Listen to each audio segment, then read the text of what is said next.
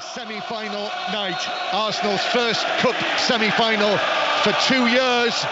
They're taking on Newcastle United, who lost in the final of this competition in 2023, and it's Newcastle who get the match underway in the black and white striped shirts. Immediately the ball is fired down the left for Joe Linton to chase, and it's played out of play by Saliba off Joe Linton for a throw-in to Arsenal. And Newcastle, as we know, without the suspended Bruno Guimaraes and Fabien Schär, so significant absentees, but Sven Botman has been passed fit to continue in the team, so Dubravka in goal. Might be his last appearance for Newcastle United before he moves to Saudi Arabia. Livramento, Botman, Byrne and Hall. Then in midfield, Tonali with Joe Willock, who comes in for Bruno Guimaraes against the club where it all started for him, Joe Willock. And then Joe Linton with Jacob Murphy, Anthony Gordon and Alexander Isak, who we've been talking about in the build-up to the match. They're 14-goal top scorer. So Arsenal against Newcastle United, the first leg of this Carabao Cup semi-final. Newcastle with Livramento playing it back into the 6-yard box, and Dubravka's able to clear it, rather slices it out towards the far side. Arsenal come again, but Newcastle have got the ball at the back. Tonali, sharp pass from him, then Livramento is fouled, and referee John Brooks gives the free kick. So it's not the busiest of nights tonight, but there's a big game at the top of League One that you're watching, Aaron Paul.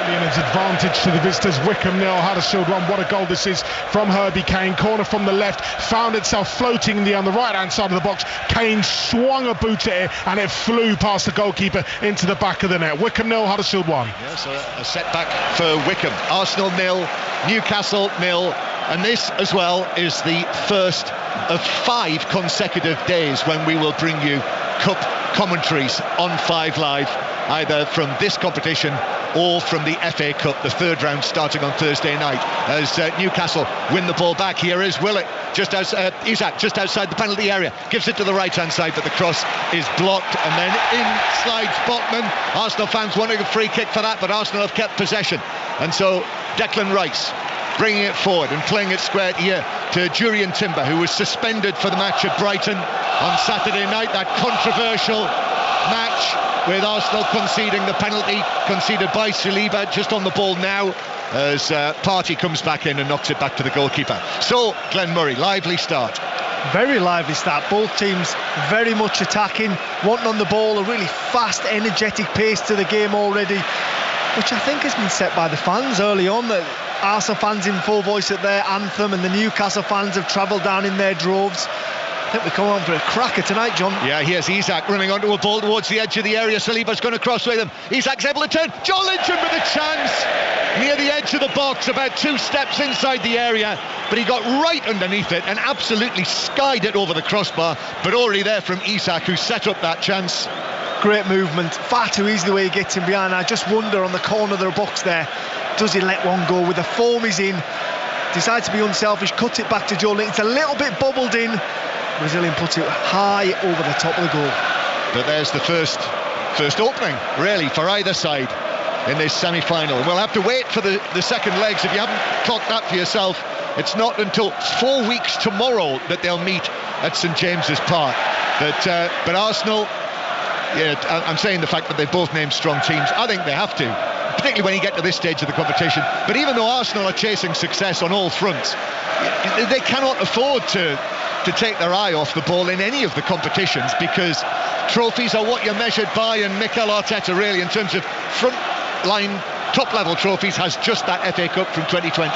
Well, yeah, they're fighting on all fronts, but this is the competition they're the furthest in at this point of the season. Why not have a real go at it? I think it would be unacceptable to name a weaker team than what Mikel Arteta has done here. Martinelli now crossing into the Newcastle box. Byrne got up to head it away. Joe Linton leaning on Havertz on the edge of the box, but was able to head it away. Comes back to Odegaard, now fully fit again after not being well really. Timber chips it to the back post, but Livramento was up there unchallenged, but Arsenal players in the vicinity, so he's headed it behind for a corner. And that is where they lack a number 9, because that's a lovely stood-up ball by Timber to the back post. It just needs someone who reads that, who's going to crash that back post Unfortunately for Arsenal, no one does, and Livramento puts it out for a corner. And most unusually, Glenn, in the build-up to an Arsenal match lately, we've not mentioned the fact that they are so strong on set pieces. So the latest figure, since the start of last season, they have scored 33 goals from set pieces, 25 of them from corners. So the Corner Kings, with their first corner of this semi-final, it's in front of all of those Newcastle fans. Well, I like the way they line up. They all line up the opposite side of the goal, so it's almost impossible for the defenders to see both the ball and the man there coming on your blind side. Such a clever set-up routine. Yeah, but Gabriel is on his own. He's the big danger man near the penalty spot, and they've put Dan Burn on him, so he's standing about 2 yards off it, doesn't it? Just the 6'7" Dan Burn. So here's the delivery from Rice to the near post, which is flicked on and wide of the near post and behind for a goal kick. The final touch, I think it was Timber. I think regardless of height for Dan Burn, I think it's Gabriel's desire to get on the end of things. He's got that tenacious. When the ball's coming over, he'll do anything to be able to get on the end of it. He jumps over people, he runs through people. Dan Burn has got a big job on his hands from set pieces this evening. So there we are, one corner survived by Newcastle, and it was Timber who, I don't know whether he was trying to head it goalwards or to flick it on, but in any case, he headed it wide of the near post as it came in. Here, Newcastle come. That's a lovely touch from Isak in control. Then Gordon's ball into the penalty area, a stretch, only half away. Bounces back. Hall now on the left-hand side. Lewis Hall, the New England international. Excellent play from him, and now takes it into the area, but the cross doesn't beat the man at the near post, and it's headed down and away. Oh, that was sharp play for Newcastle. They look like a team in form there. They do great work from Hall. He gets away from Trossard. He's on the byline going towards the goal, and I feel as he should do better. Hits the front man. Unacceptable. Newcastle again. Anthony Gordon laying it back towards the halfway line, and Sandro Tonali knocks it all the way along the halfway line. Remember, Newcastle have beaten Arsenal already this season 1-0 at St James's Park with a super goal, if you remember it, as Newcastle Livramento with a deep cross, and then it's headed goalwards by Gordon, but he was retreating, got underneath it, and just sort of headed a looping header that Raya was able to catch comfortably. I think he was trying to loop it back into the far corner, try and catch the goalkeeper underneath the ball. Didn't quite get the purchase on he would have liked. I'm sure Newcastle would have rather had Joe Linton arriving on that. Yes, do you remember that goal, Glenn, that Newcastle scored against Arsenal at St James's? Gordon on the right wing swung over the cross, and Isak headed it in. It was an old-fashioned goal. A throwback of a goal. Super header.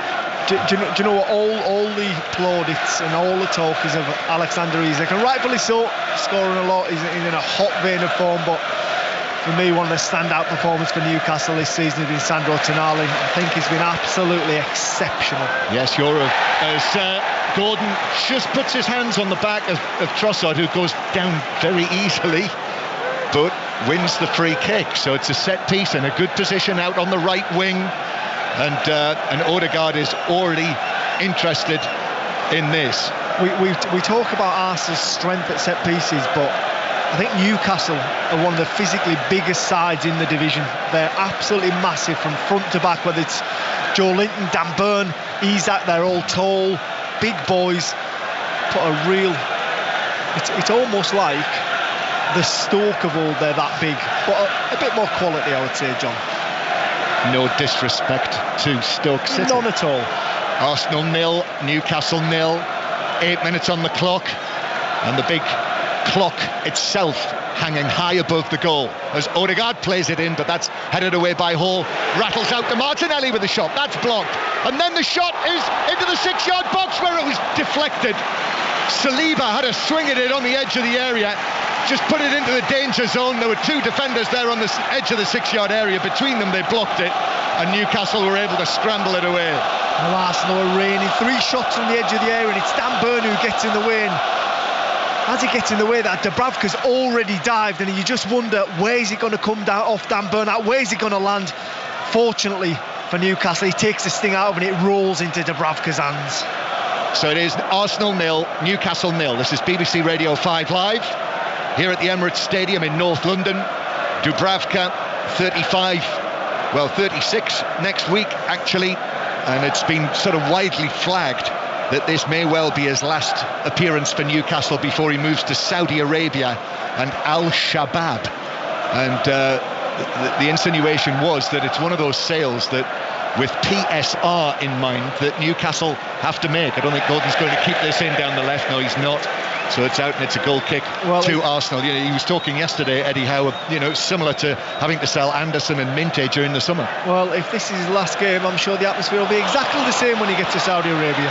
Raya has given it away. Now Newcastle have it in the box with Murphy. Back to Livramento. Tonali put too much on that though, as he tried to lift it back into the box for the run of Livramento, but it's all the way through for a goal kick. Both teams look really bright in the opposition's 18-yard box, don't they? Forward runners, lots of intricate passing, shaping up to be a fantastic game. And I can always tell when the tempo's quick, John, because you can barely get a breath when you're commentating, can you? And this, so far, the opening 10 minutes has been non-stop. Yeah, lots of promise as Arsenal take this short goal kick. Raya then gets it back and hits it long for the returning Havertz after his 2 matches out with the illness that he's had. It's been a problem for Arsenal over the course of the last couple of weeks over New Year, illness. Martin Odegaard saying in his programme notes today that really he's not felt right over the course of the last couple of matches, which probably explains why he was on the bench to begin with at Brighton. So throwing to Arsenal on the far side though. Yeah, definitely. And when he's not playing, Arsenal just lose that little bit of spark, that bit of creativity. He's the one that can unlock defences. Partey now lifting one over the top to Martinelli, and Martinelli away from Botman recovering. Martinelli still, lovely feet into the area, crosses it and it's cleared away by Byrne. Trossard was there but he couldn't pick him out, Martinelli, and Byrne put it behind for a corner. Yeah, good run from Martinelli, threatening down that left hand side. Can't help but feel that ball should have just come in a millisecond earlier. I thought he was away from Botman, Glenn. It was a bad touch, wasn't it? Yeah, but Botman was able to recover with that. I think if he gets his touch across Botman, then he's in, but he doesn't. It's a bad first touch, but he should deliver earlier and try and pick out an Arsenal team, because by the time he gets it across, the runs were almost beyond him. Second corner for Arsenal then, on this dry, cold night. Rice to take it.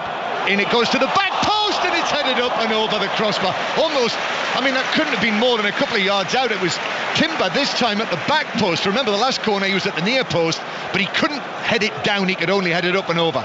No, he's almost under the crossbar when he heads it. He's about 2 or 3 yards out, and he just gets under it slightly, tries to put the brakes on, jumps as high as he can, arches his back, but he can't control the header. It goes up and over the Newcastle bar, but close from Arsenal from another set piece. Arsenal 0, Newcastle 0, so Dubravka to take this goal kick. And of course, in this competition, thinking about Dubravka, remember how he was cup tied for the final in 2023 because Nick Pope was suspended. Dubravka had already played for Manchester United on loan and did end up getting a winner's medal from Manchester United that season, even though he was a Newcastle player. Isak playing it down the wing for Gordon. Gordon into the penalty area. His pass back centrally to Murphy. Murphy looks to his right, passes it behind Tonali. Livramento now near the corner of the box, just allows the ball to roll into the area. Livramento, it was back onto his left foot, but he's used his right to find Dan Byrne. Newcastle have looked extremely threatening on the counter. Yeah, they have, but I must say Arsenal's tracking back there, willingness to get back. I can see just down below us on the left hand side, Mikel Arteta applauding his players' desire to get back and defend. Livramento was dispossessed. Now here's Havertz playing it to the right hand side. Trossard is there.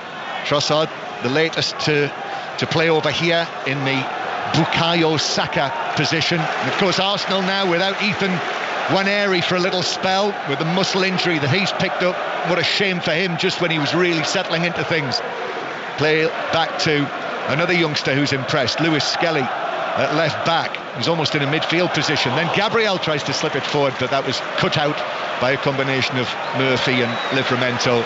And Newcastle have it back again in their own defensive third. Well, the first 15 minutes of this tie have absolutely flown by. And now here's a pass for Isak to chase out towards the right-hand side. Saliba's gone with him. There's only Isak there. He's waiting for support to come, which does eventually. But Isak takes it round the outside, pulls it back. It's run all the way to Lewis Hall. He shoots into the 6-yard box. Cleared up in the air by Gabriel. Oh, only a half scuff of clearance, and then Tonali couldn't take advantage as he arrived on it in the D. In-step shot, but over the bar by 4 or 5 yards. Well, Isak on that right-hand side drifts past Saliba like he's not there. A little jink, he goes down the right-hand side, he cuts it back and he splits his two Newcastle teammates right down the middle. Neither of them can get on the end of it. Eventually rolls out very kindly and invitingly to Tonali, who can't control his shot. Glenn, this is I've not seen Newcastle now for at least a couple of months live, and already this is the most impressive that I've seen Alexander Isak look in a Newcastle United shirt. Seeing him live here, the touch that he has, the confidence that he has with this run that he's on, 13 goals in his last 14 appearances. Yeah, I mean, it looks effortless tonight almost, doesn't it? I mean, the only mistake I would say he's made is by not shooting earlier on in the game, but can't help but feel as I get a look at Newcastle, they've just got a really good balance to them at the moment. Tonali spears a pass to the right. Murphy plays it in, but Raya is able to pick it up at the near post. And Raya overarms it out, falls down forward onto his knees as he does so, like one of the North American pioneers. He looks after it. And then Martinelli brings it in from the left-hand side. Trossard, his ball is over the top of Havertz, who's actually making a run into the area.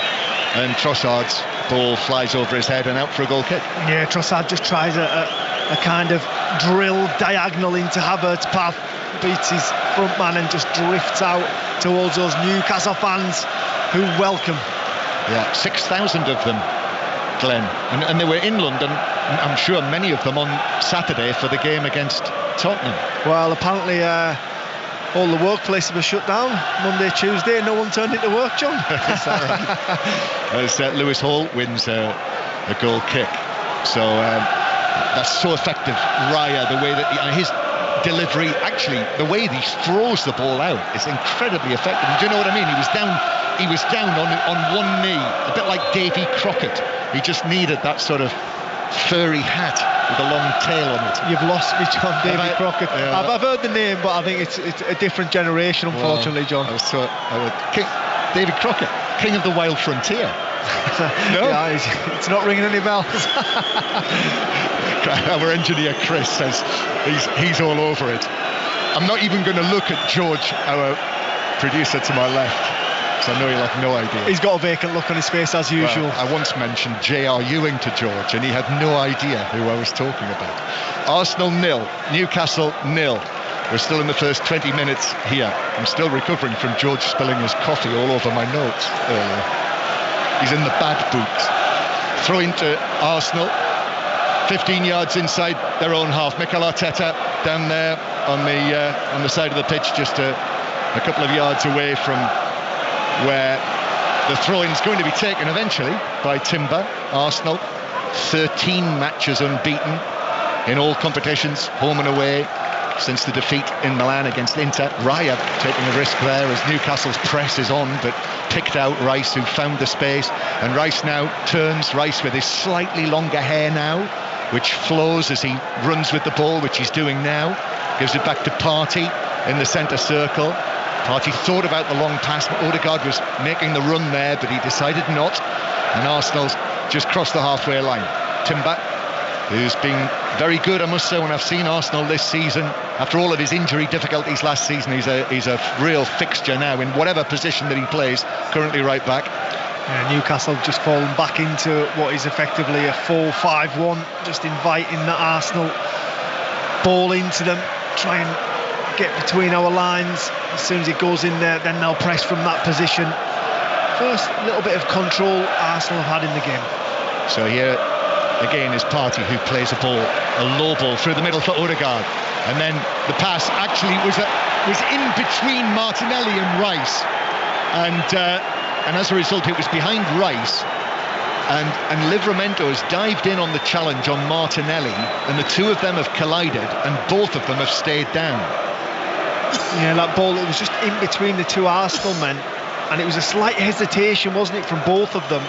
Livramento sees the opportunity, slides in, clearly wins the ball, but it looks, both men are down. I'm just wondering if Martinelli was late, but it actually looks like the Arsenal man has come off worse. He's down, he's clutching his knee, doesn't look very comfortable at the moment. To my eye, Livramento got the ball first. Yes, he did, didn't he? Yeah, he did, yeah. Clearly got the ball first, and his momentum took him in to Martinelli, and it was quite a thumping challenge, and it is his kneecap that he hurts, and right away rolls onto his back, puts his hand in the air.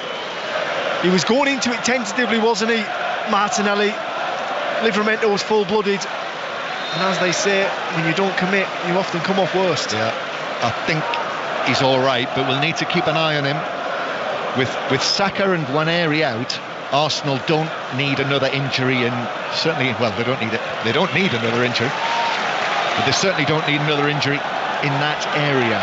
Here's Timber carrying it forward. He's had the two big chances really for Arsenal so far. Ball in from Trossard, a flick from Odegaard, but Willock was there to cut it out. Now Trossard is able to take it on again, and the two Newcastle men are there, and between them, Willock and Hall, they block it behind for another Arsenal corner, though it just bounced the goal side of the corner flag, so it's a third corner for Arsenal. The first one they've had from the right.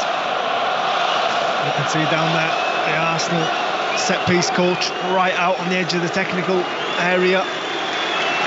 Little pat on the back from Mikel Arteta. He knows how important he is to everything Arsenal do. Yeah.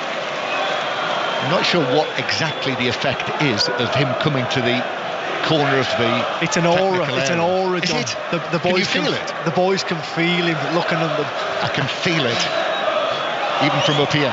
Odegaard then with the Arsenal corner, but that's, by their standards, that's a poor one. Dubravka was able to come forward and punch it away quite easily on the edge of the 6-yard box, but now Lewis Skelly does well, and then couldn't find the pass to Timber, or at least Timber with a stretch couldn't get a touch on it.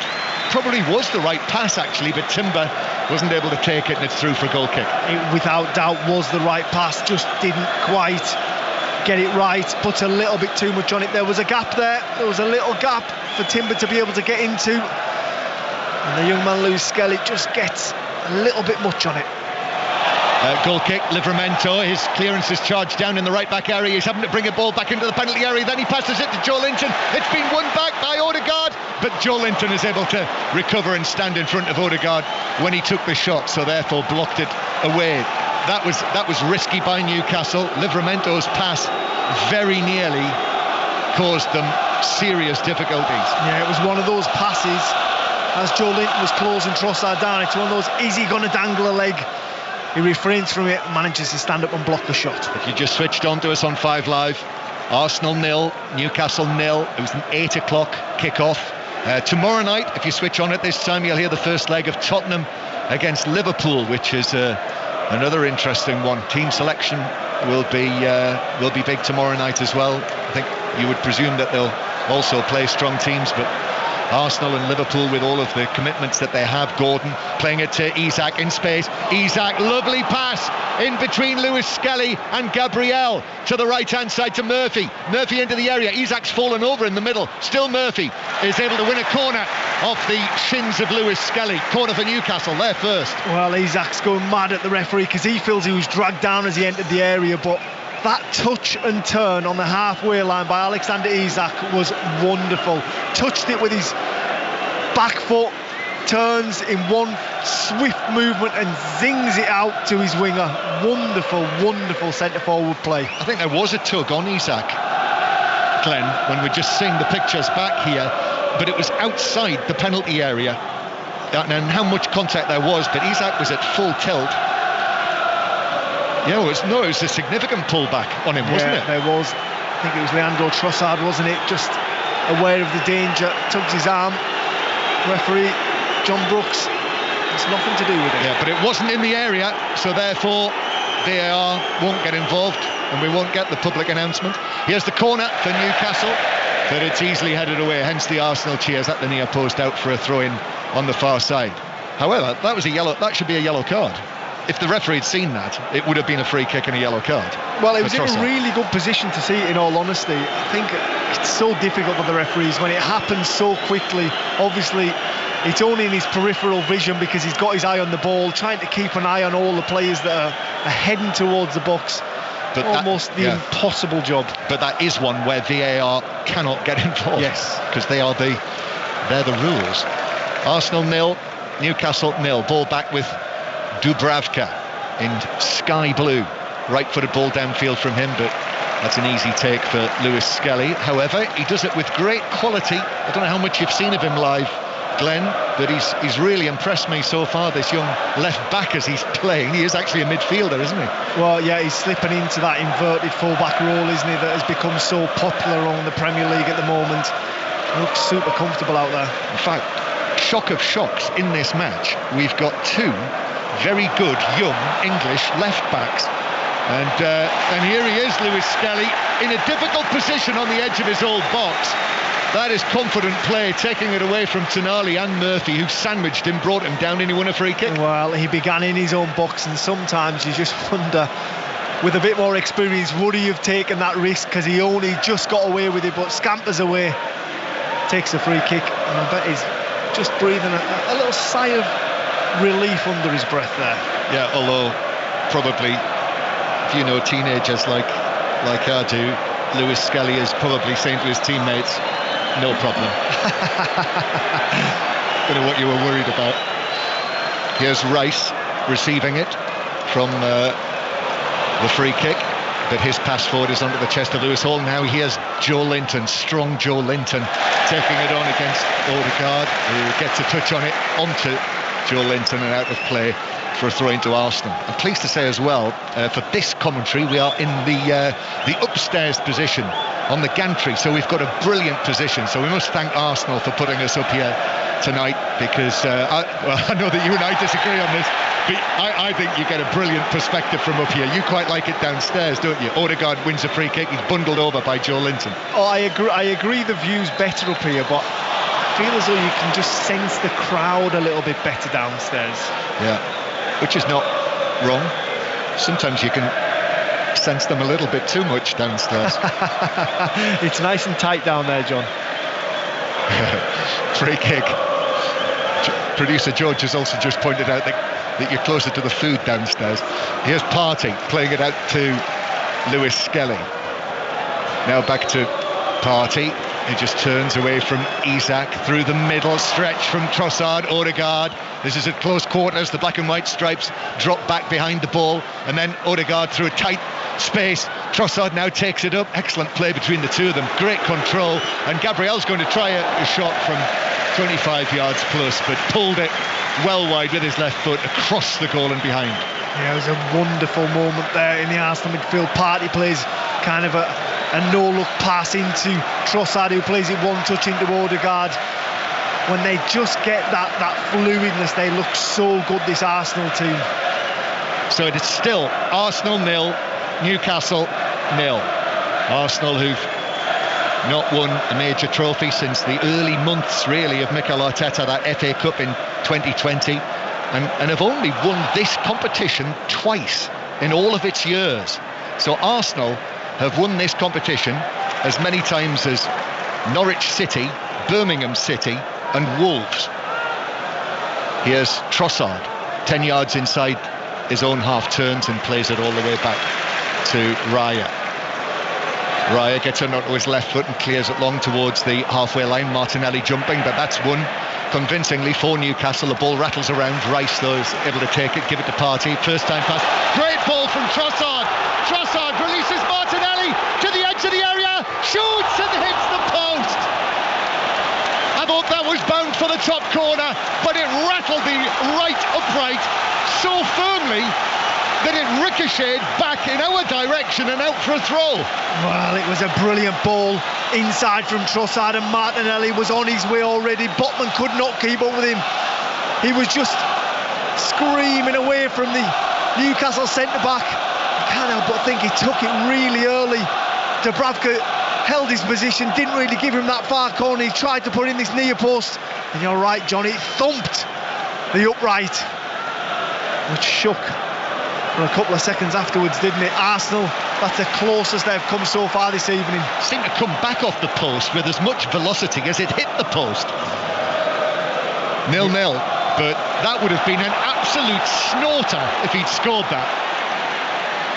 Arsenal coming forward again, buoyed by that. Here he is, Martinelli into the action again against Botman, coming in from the left this time. And then back to Lewis Skelly. His cross has gone a long way. Shot from Trossard blocked. Back to Trossard, tees up Odegaard. But Odegaard's shot flicked Willock on its way wide, and it's a corner to Arsenal. Well, Arsenal are turning up the temperature here at the Emirates. They're starting to hit their groove. Trossard luckily hits a shot, falls again at his feet, and this time he doesn't go for a second shot. He rolls into Odegaard's path, and I can just see Odegaard's reaction. He's frustrated that he didn't catch that better. He slices it kind of into Willock and out for another Arsenal corner. Another Arsenal corner. Newcastle have been asked questions, but so far it's 0-0. They've survived the previous 3 corners. And now Declan Rice, so it's from the left-hand side, so it's Rice's in-swinger. A lone Newcastle fan twirls his black and white scarf behind him. Rice plays it in, Dubravka's lost it in the 6-yard box, rattling around, Saliba, then the shot is blocked on the edge of the area, on the edge of the 6-yard box. Havertz finally, but the 6-yard area was absolutely packed with black and white, and therefore Arsenal couldn't find a way through. Dubravka caught out. Well, nowhere near it. It was Dubravka who caused that. He came flying out, went for a punch, completely missed it, and then it was absolute chaos in there. Luckily for Newcastle, had everyone back, and Arsenal just couldn't quite get a shot goalwards. Somebody tried to back heel. I think it was that Gabriel who tried to back heel it from the edge of the 6-yard area. They were lucky to survive that, Newcastle. Arsenal 0, Newcastle 0. Without doubt, Arsenal's best spell of this game so far. Without a doubt. Lewis Skelly to Rice. Now here's Martinelli again, who's burst into life. Comes in field in those orange boots of his. Made his 200th appearance, Martinelli, for Arsenal at the weekend. Only the second Brazilian to do that. Martinelli now a long pass into the area, but it's caught by Dubravka quite comfortably this time. That will make him feel a little bit better after completely missing the previous corner. Yeah, he come flying out, didn't he? Try to punch it and completely missed it. I think it was just eyesing towards the referee that he got pulled, but me, I'm not so sure, are you? Well, goalkeepers are overprotected as far as I'm concerned. I don't think there was anything wrong with it. I think he was trying to claim something that didn't happen, but really put his team on the back foot there for a minute or so. Martin Dubravka. It's the former centre forward, Glenn Murray. Arsenal 0, Newcastle 0. Why did you have to introduce my position there, John? Questioning goalkeepers being too well protected. Do you not agree, John? Well, I find if I'm sitting next to Matthew Upson as opposed to sitting next to Glenn Murray, it's very often you get a slightly different perspective. Matty Upson wasn't a goalkeeper, was he? No, he was a defender there. Willock to the left-hand side. Now, Isak plays it through. It took a little deflection, but Saliba's going to see that through, leaning into Isak, and it's a goal kick for Arsenal. Got through the first, well, we've got just over 10 minutes to go to half-time, still waiting for the opening goal of the tie. Yeah, we are still waiting here for the opening goal, but it's been an absolutely enthralling opening half an hour here at the Emirates. Yeah, if it's tight, this St James's Park on the 5th of February, you'll hear that on 5 Live as well. That'll be quite a night, and the way that it's shaping up, I would say that my expectation would that it probably would still be quite tight, but we'll see. Who do you think will be happiest going back to Newcastle like this? Well, I'll tell you that when we know the final score. Well, as it is now. Newcastle, don't you think? Yeah, possibly. I think Arsenal can only get stronger from this point. I think they'll look a lot different come a month's time. Yeah, it's a shame it's not next week, isn't it?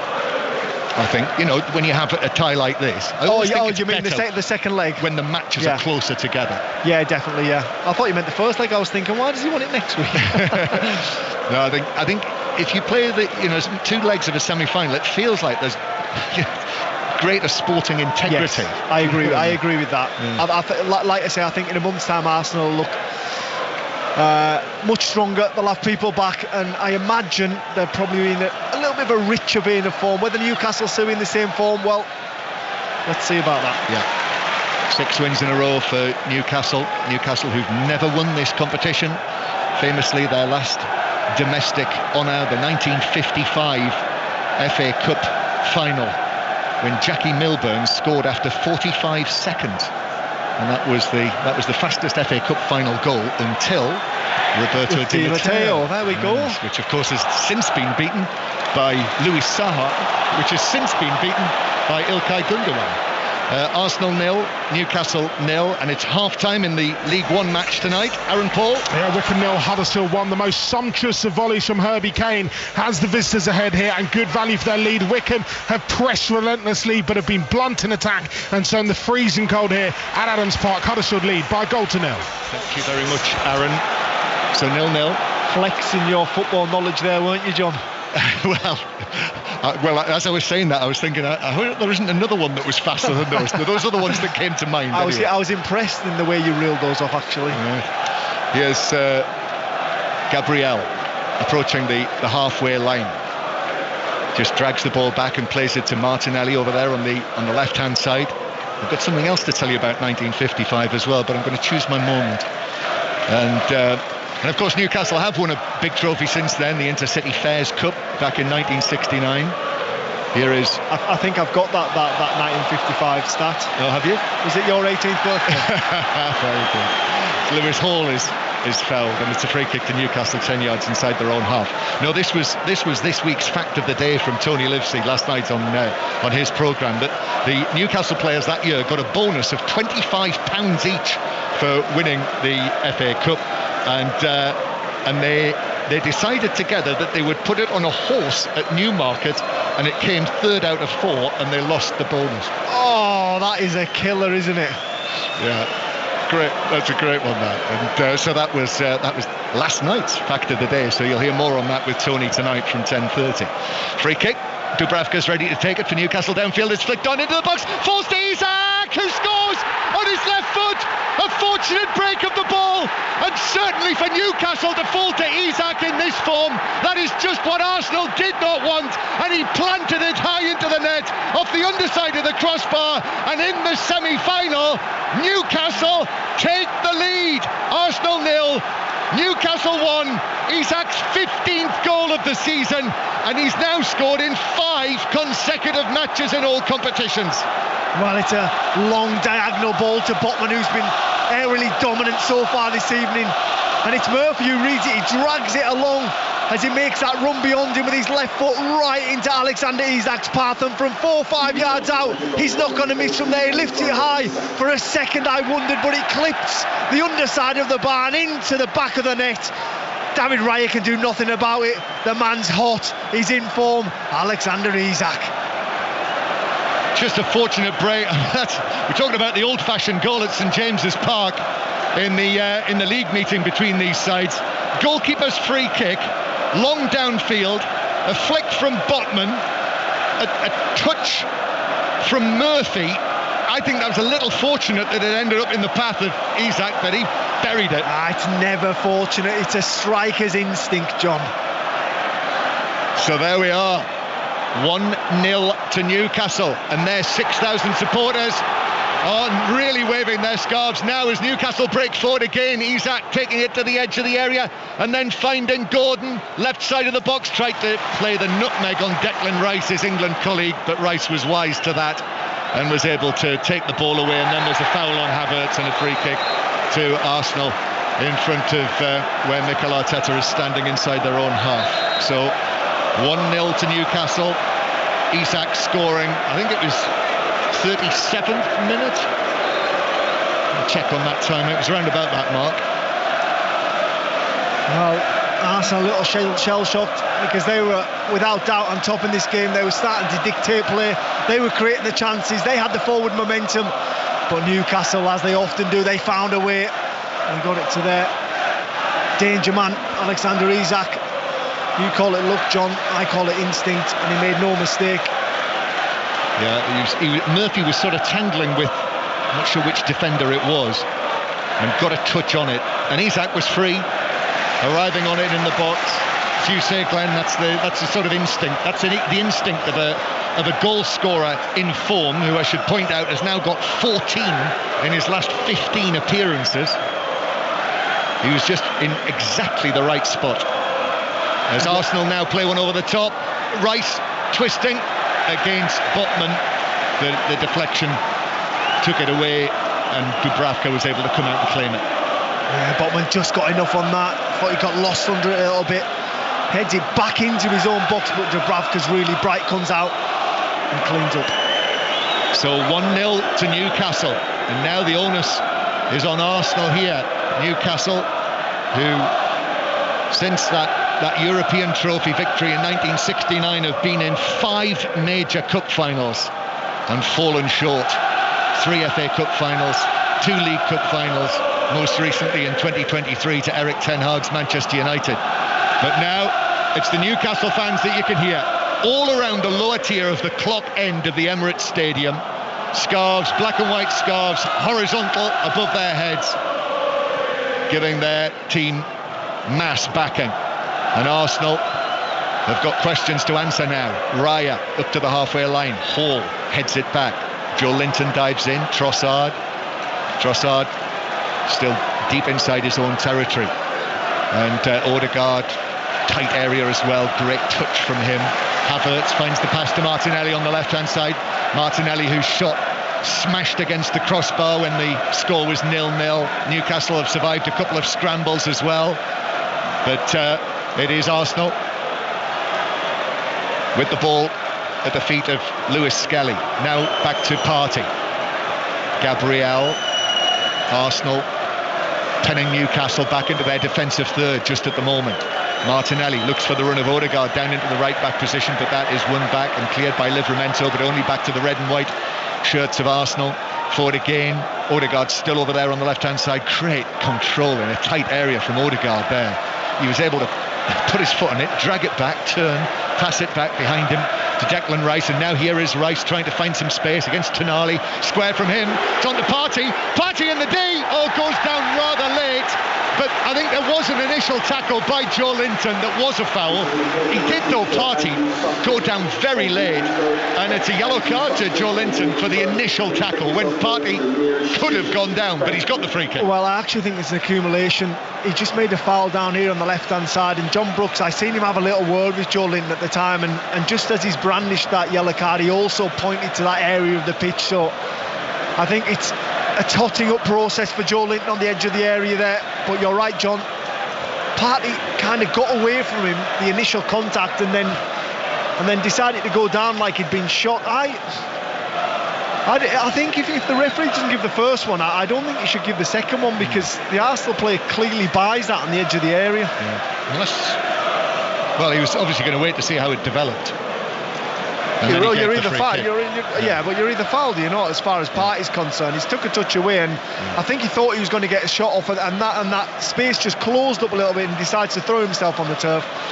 John Brooks duly blows the whistle and gives Arsenal a free kick in a very dangerous position, about 7 yards outside the 18-yard box, and it's Odegaard who's just placing that ball, and the Arsenal number 8 will fancy this from this distance with that wand of a left foot. Arsenal 0, Newcastle 1. Alexander Isak scoring the opening goal of this two-legged semi-final, but Glenn Murray's absolutely right. Martin Odegaard very much likes the look of this.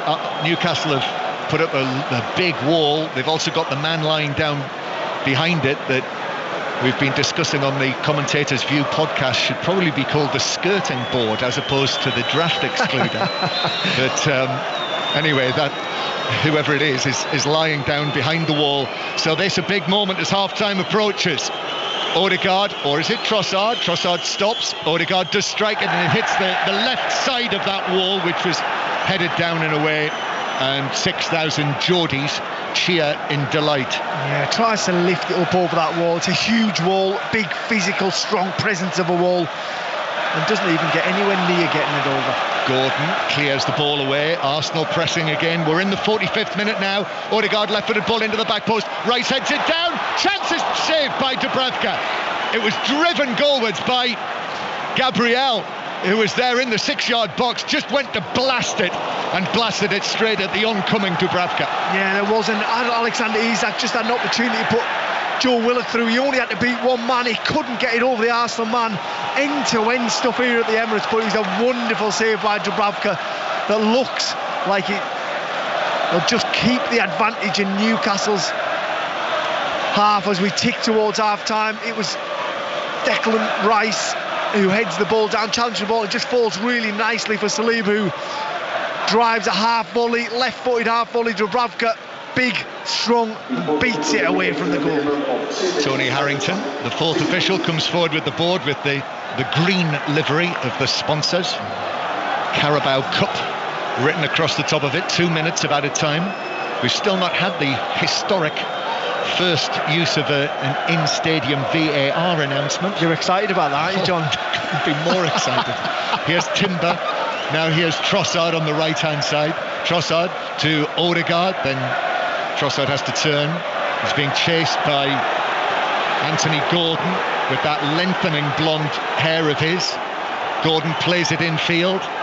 And then Tonali and Joe Linton, Lewis Hall with a challenge, and Isak plays it out off the shins of Saliba for a throw-in for Newcastle. And Isak's just having a word with Gordon because he'd made a forward run there and he was in acres of space. If Gordon had got his head up and just played it beyond the halfway line, Isak would have been in, no problem at all, but it's just a stoppage in play here. Is that Trossard who's down? Trossard's down from an initial challenge, went down. The referee was having absolutely none of it as Dan Burn, his former teammate, drags him up. A little large combo down there. Yes, that's right. Former teammates together, just like yourself. Once upon a time, John, a long, long time ago. Yeah. You're still very much in touch with Dan Burn, aren't you? I am, yeah. Give me a little wave, didn't he? Yes. As he walked out tonight. Yeah. He's got a reputation as a real gentle giant, doesn't he? He nearly high-fived me that tall and wearing the gantry. But great. And you know now, Dan Burn,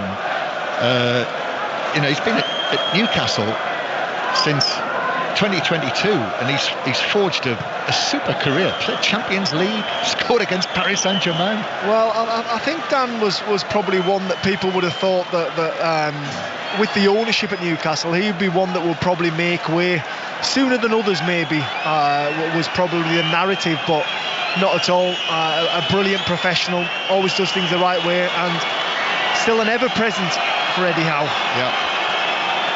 Arsenal 0, Newcastle 1. Trossard playing it infield to Timber, and the Newcastle fans are saying, what about the whistle? We've played 2.5 minutes past the 45. Tonali plays it downfield, and that is it. And Newcastle and Eddie Howe will be very satisfied. Just looking down from up here, looking directly down onto the tunnel as it comes out. Mikel Arteta's first in, and Jason Tindall and Eddie Howe looking very relaxed together as they walk a few paces behind him down to the dressing room.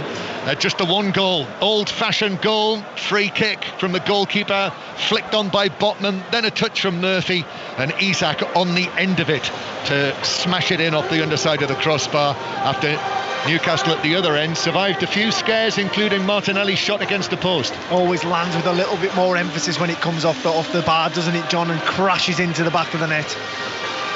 But generally, do you think they deserve to be in front? I would say it's been quite an even affair, in all honesty. Arsenal have missed a couple of opportunities.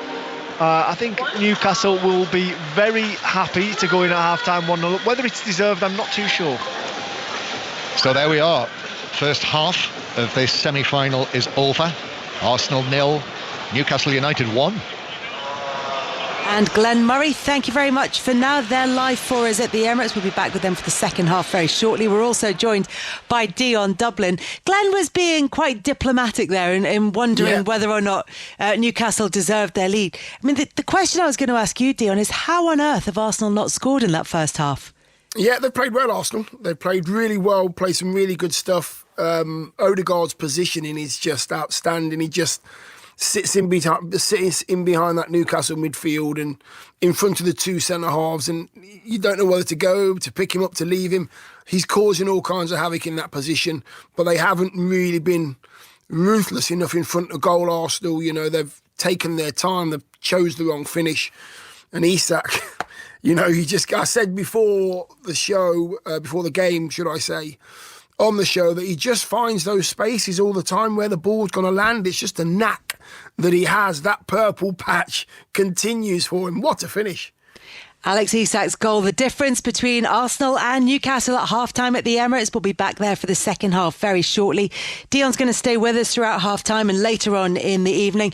And after after the news, we'll look ahead to the tomorrow night's EFL Cup semi-final first leg between Tottenham and Liverpool. But that is after the BBC News with Dan Maudsley. The voice of the UK. This is BBC Radio 5 Live. Good evening. A 14-year-old boy has died after being stabbed on a bus in southeast London this afternoon. Police have called the attack in Woolwich a horrendous crime. No one has been arrested. They are appealing for witnesses. The Safeguarding Minister, Jess Phillips, has told the BBC that social media messages put out by the tech billionaire Elon Musk are endangering her. He's accused her of being a rape genocide apologist for refusing a government-led inquiry into child sexual exploitation in Oldham. Police say a man shot in County Antrim last night was an off-duty officer. The Police Service of Northern Ireland says it doesn't believe the attack in Newton Abbey was terror-related. The officer is recovering in hospital. A 29-year-old man has been arrested. And Donald Trump has declined to rule out military or economic action in his quest for Washington to take back control of the Panama Canal and acquire Greenland. Mr. Trump did, though, rule out using troops against Canada. Hello, it's Tony Livesey. I am back all night. Steve, I know you've got a date with the TV, so I'll let you go. Thank you very much. What are you on, just out of interest? On BBC. Oh, blimey. Yeah, there you go. Okay, I won't advise my listeners to go and watch it, but there you go. Like many people who are interested in space and astronomy, I am one of nature's nocturnal creatures. We can only see to the edge of the observable universe. There might be more universe beyond that, but we have no way of seeing it. Tony Livesey. Tonight from 10:30. Listen on your smart speaker. Just say... Play BBC Radio 5 Live. This is 5 Live Sport. With Kelly Cates. Listen on BBC Sounds. Back at the Emirates for second half commentary of Arsenal against Newcastle next. Newcastle leading by a 0-0 in their EFL Cup semi-final first leg. Tomorrow on 5 Live, it's the other EFL Cup semi-final first leg between Tottenham and Liverpool. Kick-off in that one is also at 8 o'clock. Tottenham have triggered a 1-year extension to Son Heung-min's contract. It keeps the captain at the club till summer 2026. Their manager, Ange Postecoglou, said the main ambition is to make sure he finishes his career here with some silverware. The club are in the midst of an injury crisis. They're currently 12th in the Premier League table. They've got just one win in the last 6 league matches, but they are still in their cup competitions. Our league results have been poor, so there's no hiding from that.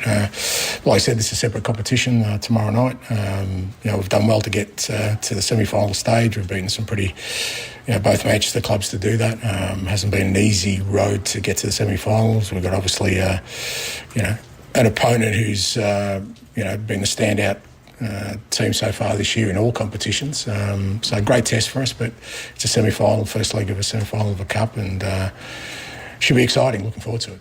I kind of knew it would be a tough couple of months for us, but part of you is always optimistic that we won't have to sort of deal with what we had to deal with for as long as we've had to deal with it.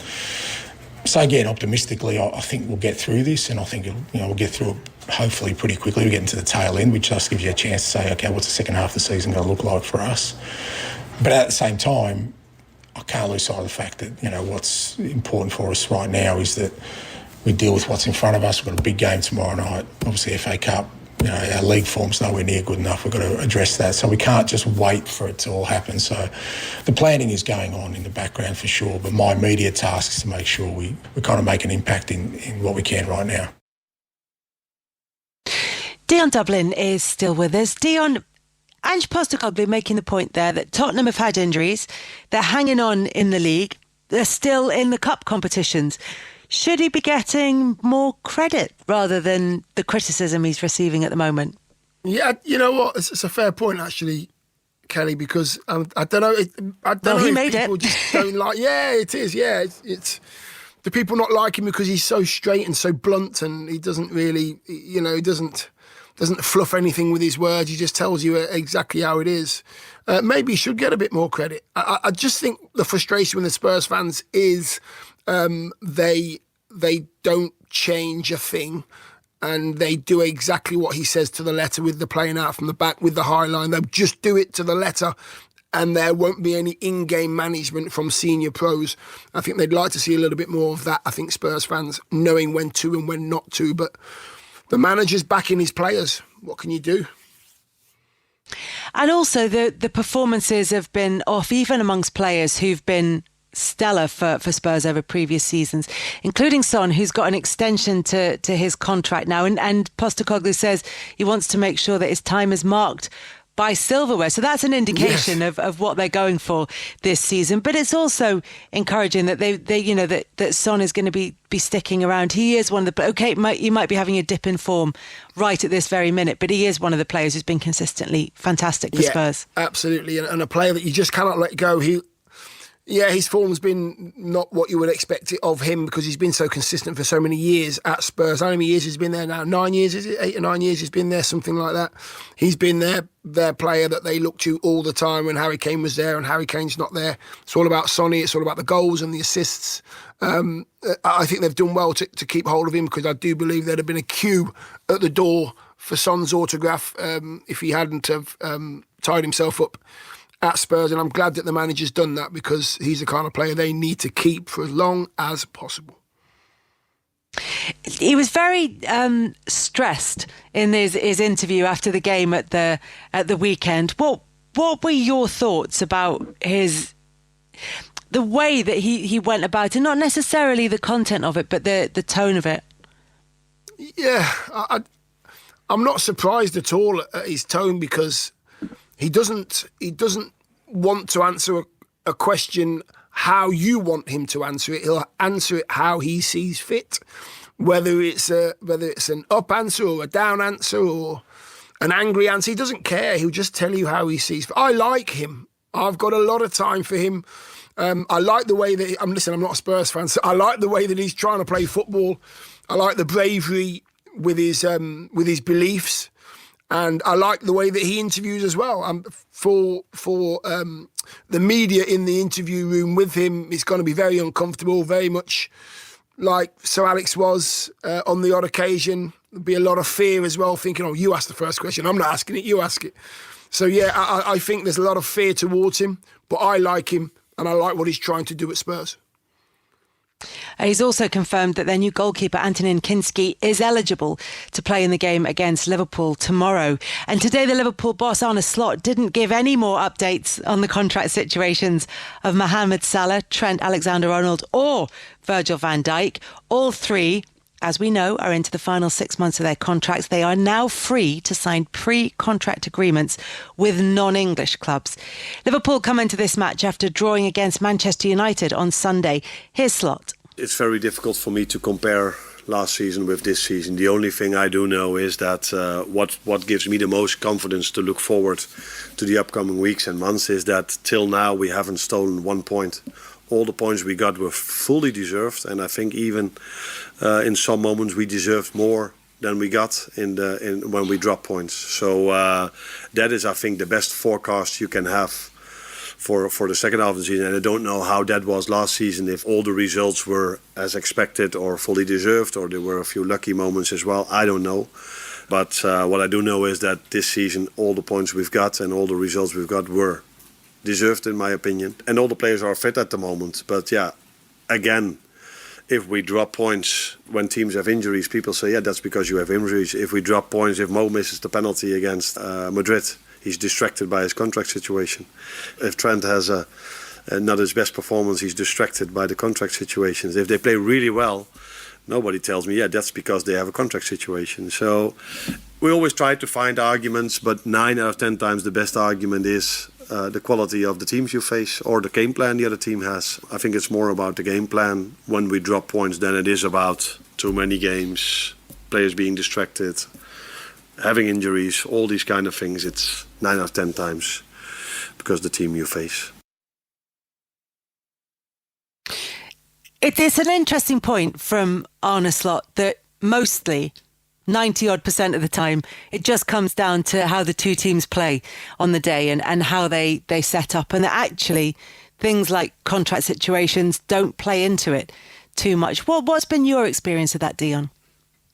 I don't think many players would allow it to affect them.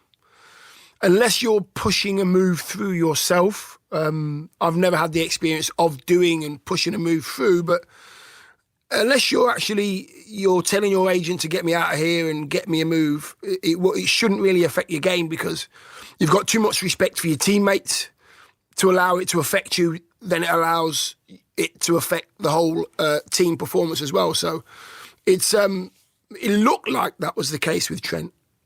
And it was because Dalot played so well down the left-hand side, and maybe the manager, Amarim's gone, right, just attack him, let's just see what he can do. And he had a bad game. He'll hold his hand up.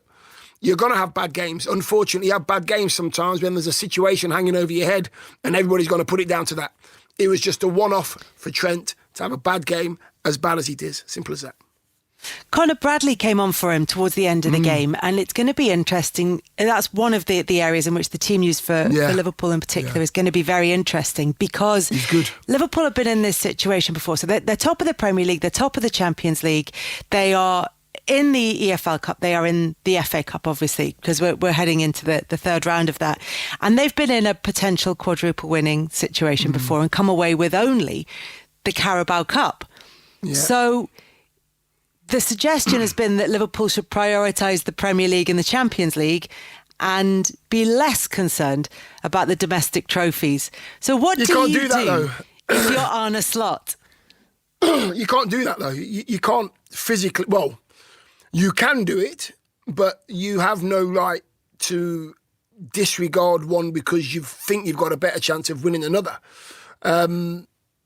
Obviously, depending on the amount of games that you have. Can you deprioritise one in order to give you a better chance? Not because you think it'll guarantee you a chance, but to give you to improve your chance of winning another one. But don't you? I'm not a massive fan of that at all. I want the manager to play his best. Like tonight, both sides. We're watching a game tonight with both sides going for it. It's the Carabao Cup. Some people say, just prioritise Champions League and the FA Cup. They both want to win it. I think that's the way you go about cup football. You go out there and you put out your best side as a manager. How can I get as far as possible in this competition in order to win it, in order to get to the final? Maybe we won't do this one. Let's prioritise the FA Cup. Let's put the kids in for the Carabao Cup. Doesn't work. It's embarrassing. So play your best team at every opportunity and try and win as much as you possibly can. And when those two sides did that just a couple of weeks ago, this fixture finished 6-3. So plenty to look forward to tomorrow night in the EFL Cup between Tottenham and Liverpool. Let's check in on what's happening between Wycombe and Huddersfield. Aaron Paul is there. Approaching the hour mark here, Kelly. Wycombe 0, Huddersfield 1. The Vistas still leading through that gorgeous Herbie Kane volley from the first half. It really was a sumptuous strike. The home side, though, Wycombe, they've had the best opportunity at the start of this second half. Cameron Humphreys swirling a ball into the middle of the box. Jacob Chapman, the Aussie in the Huddersfield goal, failing to deal with it properly. It fell to Richard Kone, and with his scoring record you would have expected him to bury it, but 3 opportunities he could not quite convert. 58 minutes played here. Wycombe 0, Huddersfield 1. And the second half is underway at the Emirates. It's Arsenal 0, Newcastle 1. There for you, Glenn Murray and John Murray. Thank you, Kelly. Yes, Arsenal kicking off the second half. Newcastle leading by 1-0 in the first leg of this Carabao Cup semi-final, with the second leg to come at St James's Park 4 weeks tomorrow, so on Wednesday the 5th of February. And right now Newcastle are in a situation where they are sitting pretty. However, Arsenal attacking towards the North Bank stand, as they like to do in the second half here at the Emirates Stadium, in the red shirts with the white sleeves, white shorts and red socks. No changes at half-time, so Arsenal with Raya in goal, Timber, Saliba, Gabriel and Lewis Skelly, Partey with Odegaard and Rice in midfield, Trossard on the right, Martinelli on the left, and Kai Havertz through the middle. The returning Havertz hasn't had a chance yet, but he's running onto this ball now from Raya to the edge of the area, but Dan Burn deals with him on the edge of the box. He was twisting and turning there, Havertz, but Byrne was able to step in and play the ball back to goalkeeper Dubravka. Glenn Murray sitting alongside me, Premier League goal scorer, as Arsenal start again in the centre circle. Saliba just giving it to Timber to the right-hand side. Timber, who had at least a couple of chances in the first half for Arsenal, but Arsenal going back into their own half, Glenn. Yeah, well, I've just been looking at the stats at half-time. Arsenal actually had 14 shots in that first half, and really, I know Mikel Arteta will be disappointed by the scoreline, but I think he'll be quite happy with the performance this evening. They've been quite good, Arsenal. Newcastle, obviously, when you're in that rich vein of form, sometimes Newcastle play well, don't get me wrong, but sometimes it just happens in front of goal, doesn't it, when you're in that moment. Saliba had to step in there. Lewis Skelly almost got himself into difficulty halfway inside his own half. I'm thinking there were at least a couple of scrambles in that first half in the Newcastle penalty area where shots were blocked several times. I'm guessing they've counted all of those attempts, as Dubravka is forced by Havertz to chip the ball out of play. So it's a throw into Arsenal, and Newcastle defensive third, taken quickly. Odegaard is onto the ball. Odegaard, Burns gone out there with him.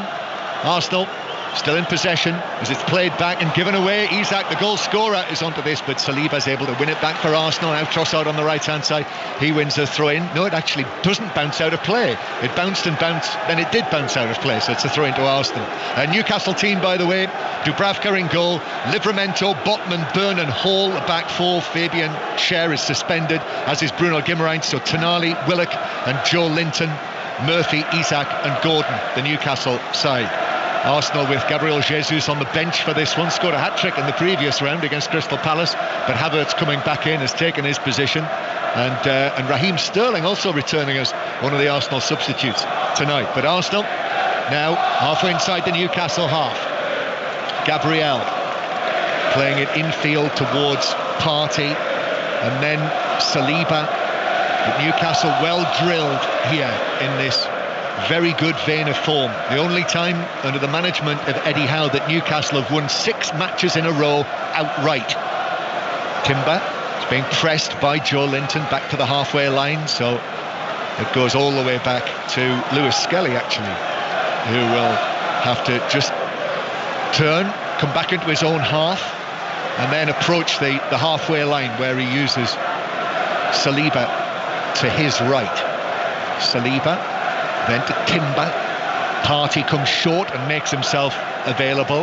The Newcastle supporters to our right making a great noise in their section, groans because Odegaard wasn't able to take it on. Then Joe Linton plays it forward, and Willock, his pass was just behind Isak, and that meant Arsenal were able to nip in, win it back, and now they will come forward with 1 or 2 Newcastle players committed downfield. Havertz receives it on the right wing. Lewis Hall goes with him. There's support behind him from Trossard. Odegaard on the edge of the box, in though the pass goes to Martinelli in the penalty area, comes to the near post, turns, he's up against Botman, cross into the area, Tonali clears it across his own box, and then Hall is able to play it away, but Newcastle through Willock just give possession back to Arsenal, Glenn. Yeah, they do, and again, like the first half, Arsenal starting to build up a head of steam.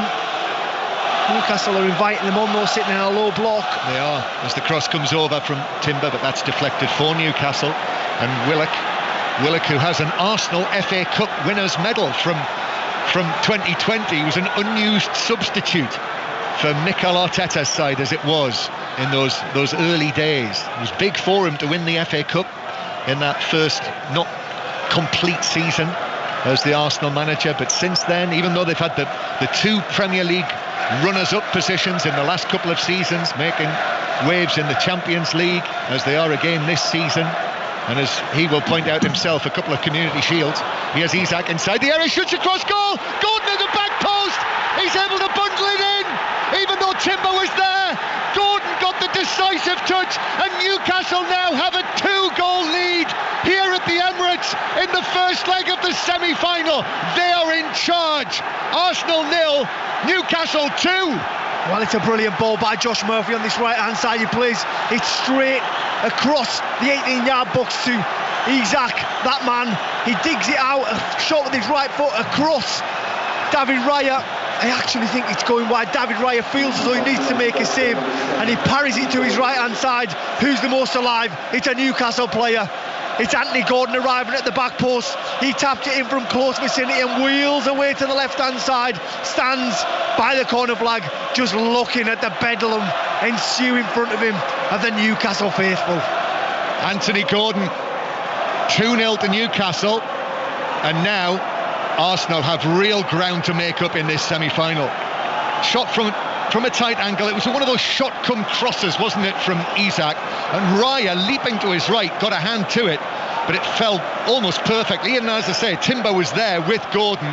The man coming in Gordon had the advantage, and he was able to force it in. Well, like I say, I think the original shot is going to go wide. It's close, and Raya isn't to know that. And as he dives to his right-hand side, he kind of just parries the ball across, and like I say, it's Gordon who's first to react, and he just bundles it home with his left foot, as all good wingers do, crashing in that back stick, and he gets his just rewards. That's not a bad double, is it, for Anthony Gordon? Scored at Tottenham on Saturday, scores at Arsenal on Tuesday, and that for Gordon is now 3 goals in his last 4 matches, so he's on a nice little run as well. The player of the year last season for Newcastle United. But it is Arsenal coming forward in the Newcastle box. Odegaard, packed penalty area, shoots for goal. It's deflected wide for an Arsenal corner, but Newcastle 2-0 up. Yeah, and again they're just soaking at Arsenal pressure up, and then they bounce on that counter-attack. Good block there by Dan Burn. It falls to Odegaard, who with a lot of style half volleys it towards a Newcastle goal. Dan Burn, big and brave. So Newcastle in a great position here. Corner for Arsenal. So this is now a matter of urgency for Mikel Arteta's side. Rice with the corner towards the back post. Dubravka comes, gets a punch on that under quite severe pressure. Punched it across to the far side of the penalty area where Newcastle are able to keep possession, but then Gordon is dispossessed. Martinelli with a cross, sort of stretching away by Livramento, and he was able to, with that stretch, play it to Willock, and then Willock back to Murphy, and Newcastle now pouring forward looking for a third goal.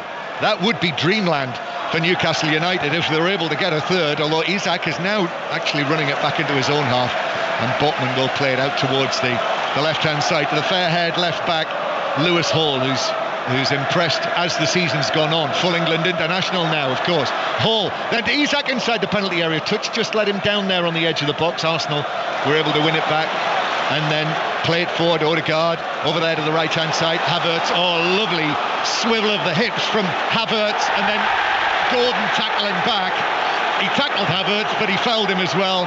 Got a fair portion of the man, and it's a yellow card actually for Gordon for that challenge. Yeah, Havertz just getting away from Dan Burn. I think the big Newcastle 33 slips. Havertz realises, just streaks away down that right-hand side, and Gordon, always willing to do his work the other way, it comes back, crashes into Havertz and picks up a yellow card for his troubles. So a free kick to Arsenal on the right. The Newcastle supporters here, they are buoyant. If you weren't listening in the first half, Newcastle got 6,000 fans here. It is a cup tie, and as a result they get more tickets, and they've taken up all of them, and they're right around the lower tier of the clock end of the Emirates Stadium, and they'll be feeling that it was money well spent after seeing Isak score in the first half and Gordon in the second. And Isak will of course get an assist for that as well, another goal involvement as they call them. It's a free kick then for Arsenal. Rice to take it, a high deep one. Dubravka comes, gets a hand on it, flags up on the far side, play's not stopped yet, and then eventually referee Brooks does see it and stops play. Newcastle scrambling it away, but a free kick for Newcastle in their own box, Glenn. Well, it's that routine of the Arsenal players all stepping over in a line, then back into the Newcastle defenders and just trying to get that advantage. Dubravka comes flying out. Not much control from the Newcastle goalkeeper. He does get something on the ball, and I think he's been given an offside. Yeah, a couple of occasions Dubravka has not covered himself in glory. And you're right, John. On a couple of corners he's come flying out and missed his punch, but in the big moments when the Newcastle goalkeeper's been called on, he's pulled out some top saves. Yes, he has. He's not let it affect him, and I suppose that's experience, isn't it? well into his 30s, Dubravka. So Newcastle leading by 2-0. They've not won here, Newcastle, in any competition since 2010. So that's 15 years. And in fact, over that time, they've barely got anything. Tonali playing it across. Raya dives down and he didn't get a clean touch on that. And it bobbled away. And Gordon, actually anticipating him not getting a touch, had overrun it. And therefore fell to Arsenal, who were able to clear. Well, it's a wonderful little triangle of play between players here. Eventually comes to Tonali, he whips it across. And if it isn't for David Raya just diving out right in front of himself low to get a touch on it, Anthony Gordon gets a tapping. That could easily, with another break of the ball, have been 3-0. Martinelli on the left-hand side. Jorginho's going to come on. Mikel Arteta's getting Jorginho and Gabriel Jesus ready. I can see now as a peer over the front of the top tier of the stand, so it's going to be a double change at least. Gabriel Jesus is pulling off his tracksuit bottoms. It is a cold night. You can see the player's breath on the air. And Arsenal 2-0 down in the semi-final. They've got to try and get a foothold, and they won't get it like that with Partey giving it away. But then Joe Linton, fortunately for Arsenal, Joe Linton gives it straight back to the home side. Arsenal unbeaten here this season in any competition. Timber near the right corner of the box. Havertz, change of feet from him, gives it back to Trossard on the right hand side. Trossard takes it on with a cross, took a deflection. Havertz in the middle, heads it wide. Goodness, 3 yards out. He was trying to adjust, but even so, that should have been in the net. Well, it's a wicked ball. It's deflected and it loops right into the middle of the penalty area. He's around about 6 yards out, no one attacking him, no one near him. All he's got to do is get his header on target. And I actually think it comes off his shoulder. And that right there, John, is the difference between the two teams this evening. And actually, if we zero it in a little more, the difference with Isak at one end and no cutting edge at the other. Yeah, he doesn't actually head the ball. Trossard puts a ball in, it skips up off Lewis Hall as he crosses it, and it loops right into the centre of the area, 5 yards out. All Havertz has got to do is head the ball on target, almost going to be a certain goal. Misses the ball completely with his head. He's got plenty of time to read it, got plenty of time to react to it, and it comes off his shoulder and falls agonisingly wide for Arsenal. So, Glenn, Mikel Arteta was interested to see who he was going to take off there. The answer is Thomas Partey and Leandro Trossard. So Jorginho with his trophy-winning experience, the Italian international, is on, and Gabriel Jesus as well. But here's Willock strong into the Arsenal penalty area for Newcastle. But in the end, it was Gabriel who was able to smuggle the ball away, and it is shoved over by Willock, so it's a free kick to Arsenal. Is he shoved over, John? Well, it's a good question. He certainly made it look like he was, and John Brooks gave him the free kick. Or did Gabriel just put the brakes on, he ran into the back of him? Yeah. So Arsenal moving it forward. So Jorginho's on into the midfield, and Gabriel Jesus currently playing through the middle. So Havertz with the ball on the right-hand side right now, and he's running at Lewis Hall. And Havertz then plays it to Jorginho. That's a lovely ball to Timber. The cross bounces down. Rice couldn't get a touch. Bounces back onto Rice. And then the offside flag is up in the middle in any case. Newcastle, again, were able to scramble it away from the 6-yard area. And it's a free kick to Newcastle. Yeah, I thought that original ball was going to be offside, but the linesman let play on. Rice has a dig. He falls into another ball. It's going trickling towards the Newcastle goal line, but just desire from the Newcastle players to get rid of it, to put their bodies on the line. They know this, if they can keep this margin, this could be a huge victory and a massive advantage to take back to St James's Park in a month's time. Arsenal, who've not won here, who've not lost here for 9 months. Remember the Villa game in April at the end of last season, which really, you could argue was the result that really cost them in that run into the end of the season. They've not lost here in any competition since then. And I'm just looking, Gabriel Jesus has now gone out towards the right-hand side with Havertz through the middle. You would have thought that was the more likely way of playing it, although Jesus has has been playing as the centre forward recently. Well, Jesus is a centre forward, and he's stuck out on the right wing. Arsenal 0, Newcastle 2. Tomorrow night, if you switch yourself onto 5 Live, you'll hear the first leg of Tottenham against Liverpool, live from the old White Hart Lane, or the new White Hart Lane, or to be precise. Not the old White Hart Lane, that would be an achievement.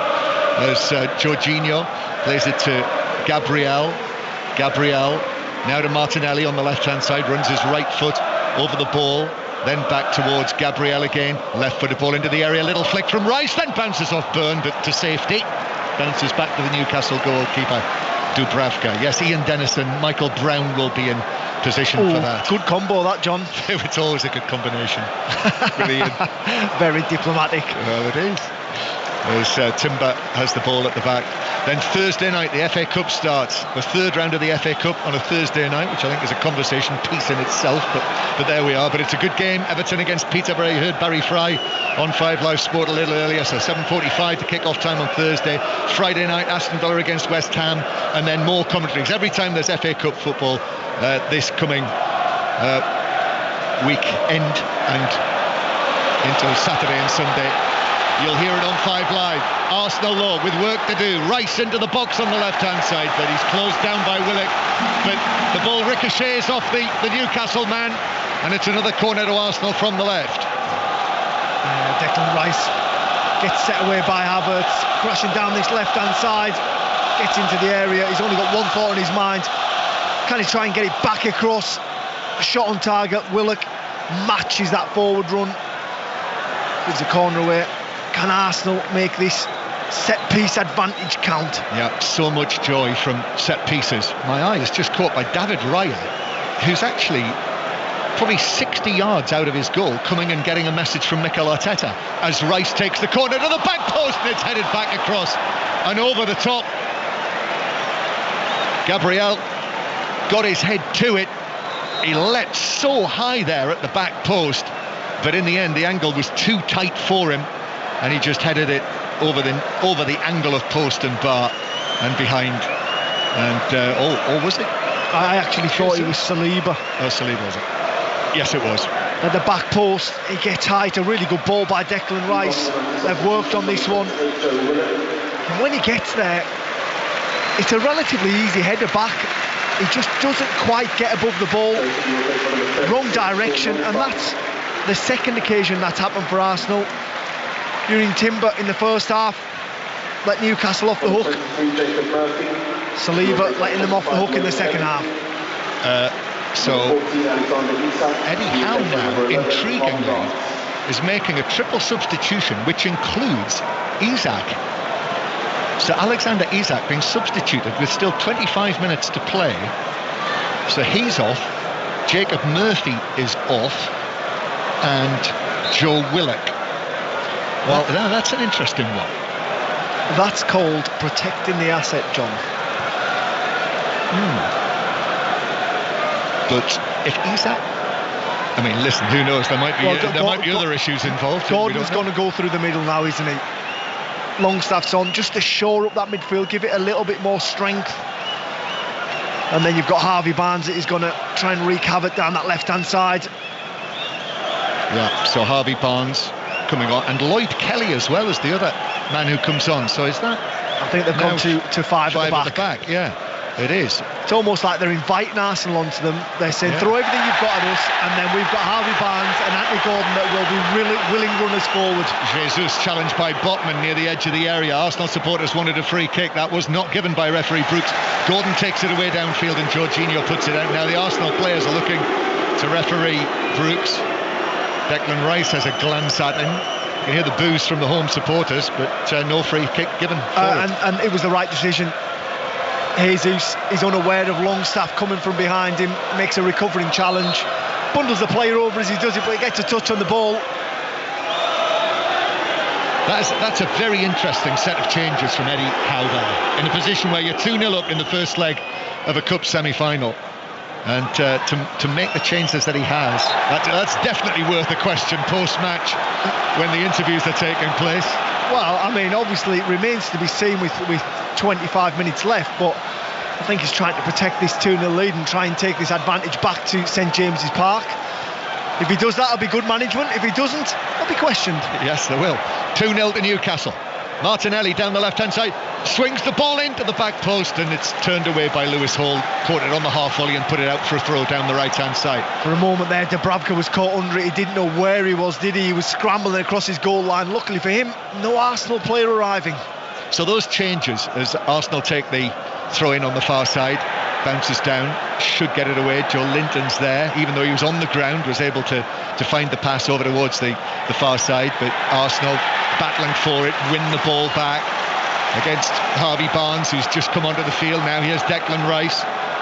We've got just quarter of this first leg to play, and Arsenal need a goal. Martinelli playing it through for Lewis Skelly. Ball across, took a deflection, and it falls to Jorginho, whose shot is blocked by Joe Linton. Now Martinelli back to Jorginho. Martinelli with a shot that I think might even have flicked the top of the bar on the way over.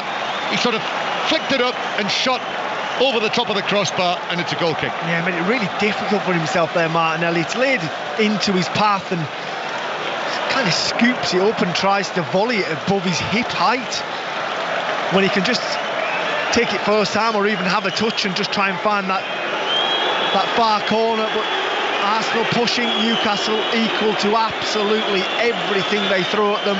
Shots from the edge of the box, there's always a black and white body in the way. And for all Arsenal's pressure, Newcastle seem relatively comfortable. Yeah. Take that back, it didn't flick the top of the bar, did it? It was comfortably over the top. But Joe Linton, crucial block in there from the initial shot from Jorginho. And Newcastle on this run that they've been on, which could become 7 consecutive wins with this scoreline. You know, defensively they've been very sound as well. They've conceded just 2 goals over the course of these 6 consecutive wins. Well, I think the changes made by Eddie Howe are defensive-minded. However, here's Rice into the penalty area on the left-hand side, works it across, but this time it's slid behind by Tonali, who arrives back in there. And even then, even though Rice suddenly had space on the left-hand side, suddenly the Newcastle 6-yard box was full of black and white. Yeah, Dan Burn got across. Didn't he just eased him out? So it's a corner. Arsenal. Seeing the home supporters in front of the North Bank stand. Arsenal packing the far side of the penalty area as they do. Havertz around Dubravka. It's been shielded from the goalkeeper by Botman. Here's the delivery from Rice, but it's straight into the near outside netting of the goal. And Livramento left it as he knew it was going wide. And that was one you certainly do not often see from Declan Rice. No, definitely not, and it'll be disappointing for Mikel Arteta that he hasn't put the ball on the spot like he normally does for one of those Arsenal centre-backs to go and attack it. Going back to Eddie Howe's changes, I'm not actually surprised. He's trying to protect what he's got, but he's still got Harvey Barnes and Anthony Gordon that are going to try and get in behind this Arsenal defence, and it's an Arsenal defence that are going to try and overcommit to try and get back into this cup tie.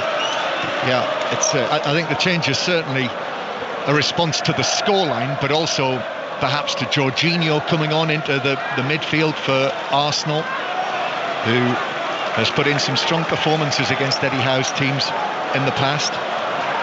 But the changes have been made, and if Newcastle can come out of this with a 2-goal lead to take the St James's Park for the second leg in 4 weeks' time, then Newcastle, you have to say it, they'd be strong favourites. Yeah, very strong favourites. At home, semi-final of the cup competition with a 2-0 lead, without doubt, very strong favourites. Yes, you and I were there for their previous semi-final, weren't we, in 2023, as Arsenal, with Lewis Skelly to Rice, then square again to Timber, now to the right-hand side, the ball across, deflected into the path of Odegaard, who couldn't get the shot in, and it deflected away to Harvey Barnes, who's able to pass it forward to Gordon, but Arsenal win it back again, and now the home supporters urge their team on. Rice to Martinelli. Again, Newcastle drop everyone back into their own penalty area. Martinelli against Livramento, who goes to ground and blocks the attempted cross behind for another Arsenal corner. Now, after Rice took the last one, yep, we are going to see Declan Rice. I thought there for a moment there'd be a change of plan, but no. And it is Declan Rice who's coming across. Martinelli, they just exchange words between them. So fickle, John. One bad corner and you take him off him. I think it's a fascinating period of this match now, as Arsenal are pulling out all the stops to try and get a goal to force their way back into it. Rice, here's the latest corner, but Dubravka in the 6-yard box swings a high arm at that to punch it away to good effect.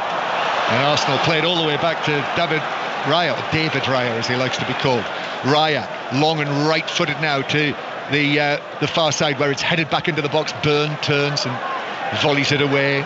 Gordon, then back to Longstaff, but Longstaff was caught on the ball. However, the touch from the Arsenal man carried it forward to Tonali, and now Harvey Barnes takes it on, but Arsenal have got men coming back. It's Barnes against Saliba, and Barnes falls over on the edge of the box and then handballs it in the area, so didn't cover himself in glory there. Free kick to Arsenal. Just lost his footing, didn't he, the Newcastle man, as he tries to go past the Arsenal defender and actually falls on top of the ball. Gives a free kick. If this was a Premier League match, that was an absolute surefire cert for too good, too bad, wasn't it? Without doubt. Yes. Miguel Almiron is going to come on next for Newcastle. Could well be moving on this transfer window, although I've said that about him in the past. You're trying to sell the whole Arsenal squad at this rate, John. Well, sorry, the Newcastle squad. Here is Havertz on the right-hand side for Arsenal. Back centrally, Jorginho scoops it up into the box. Dubravka comes and allows it to bounce up into his midriff, where he's got it and falls down. So far up for sale, you've got Dubravka, Almiron, Isak. Is there anyone else to add to that list? I think that's it for the time being. So 2-0 for Newcastle. Less than 20 minutes of this first leg to play. We'll get reaction on live from downstairs after 10 o'clock, and if not, then it'll appear in Tony Livesey's programme after 10:30 tonight. Arsenal, Gordon putting Saliba under pressure. Anthony Gordon absolutely delighted with his goal that doubled the Arsenal lead. Really milked his celebrations in front of the Newcastle fans at that end of the ground. Tell you what, he works hard for his team, doesn't he, Anthony Gordon? He's relentless in his pressing when he goes into that number 9 role. He's just actually bent over near the halfway line, on his haunches, hands on his knees, because he's exhausted himself. Tonali, good play from him. Tonali coming out with the ball, but then Joe Linton is shrugged off it by Gabriel, but Lewis Hall's able to come forward and intercept the pass that was aimed at Havertz, and that's excellent play from Lewis Hall there. He's a real bundle of energy, isn't he, Lewis Hall, as the left back, up and down that side of the field, and that was really impressive defending. I'm sure that Thomas Tuchel, I don't think he's here tonight, the New England coach, but clearly already part of the senior setup. Joe Linton dispossessed again, but illegally by Jorginho, says referee Brooks. Free kick to Newcastle halfway inside their own half. The other thing as well, Glenn, which has been talked about over the course of the last week or so, Newcastle now 2-0 up in this match, and we'll see the change now, and it's Anthony Gordon who's making way. Now that's a bigger surprise to me. Yeah. Also, so Almiron coming on for Gordon. I mean, this is bold by Eddie Howe. 2-0 up away from home against Arsenal, first leg of the semi-final. He's taken off Murphy, Isak and Gordon. Gordon being cheered off now by the Newcastle fans, singing his name, walking towards us, not hurrying. And off he comes, slaps hands with Almiron. You can see clearly now looking down onto what is developing, I would say, into the greatest Newcastle mullet since our great friend. It really has come on, hasn't it? Sitting down there, look at it. So 2-0 for Newcastle, and a free kick for them halfway. You're referring to Chris Waddle? Of course. Who else could I possibly be referring to? So with Almiron coming on, here he is, a relatively rare sight for him this season, and Arsenal, very much the onus is on them to try and break down this very awkward Newcastle team who have packed their own penalty area and have said to Arsenal, come on then, see if you can find a way through. The clearest chance they've had was that mistimed header from Havertz that he shouldered wide. Yeah, without doubt it should have been at least on target, should have been a goal really. I'm sure if it fell the other number 9 on the field it would have been. When you look at Eddie Howe's substitutions, he's really inviting Arsenal on here, and it's starting to feel like Arsenal have run out of ideas, in all honesty, John. They can't find a way through this Newcastle defence. It's resolute, it's strong, but above all else, it's comfortable.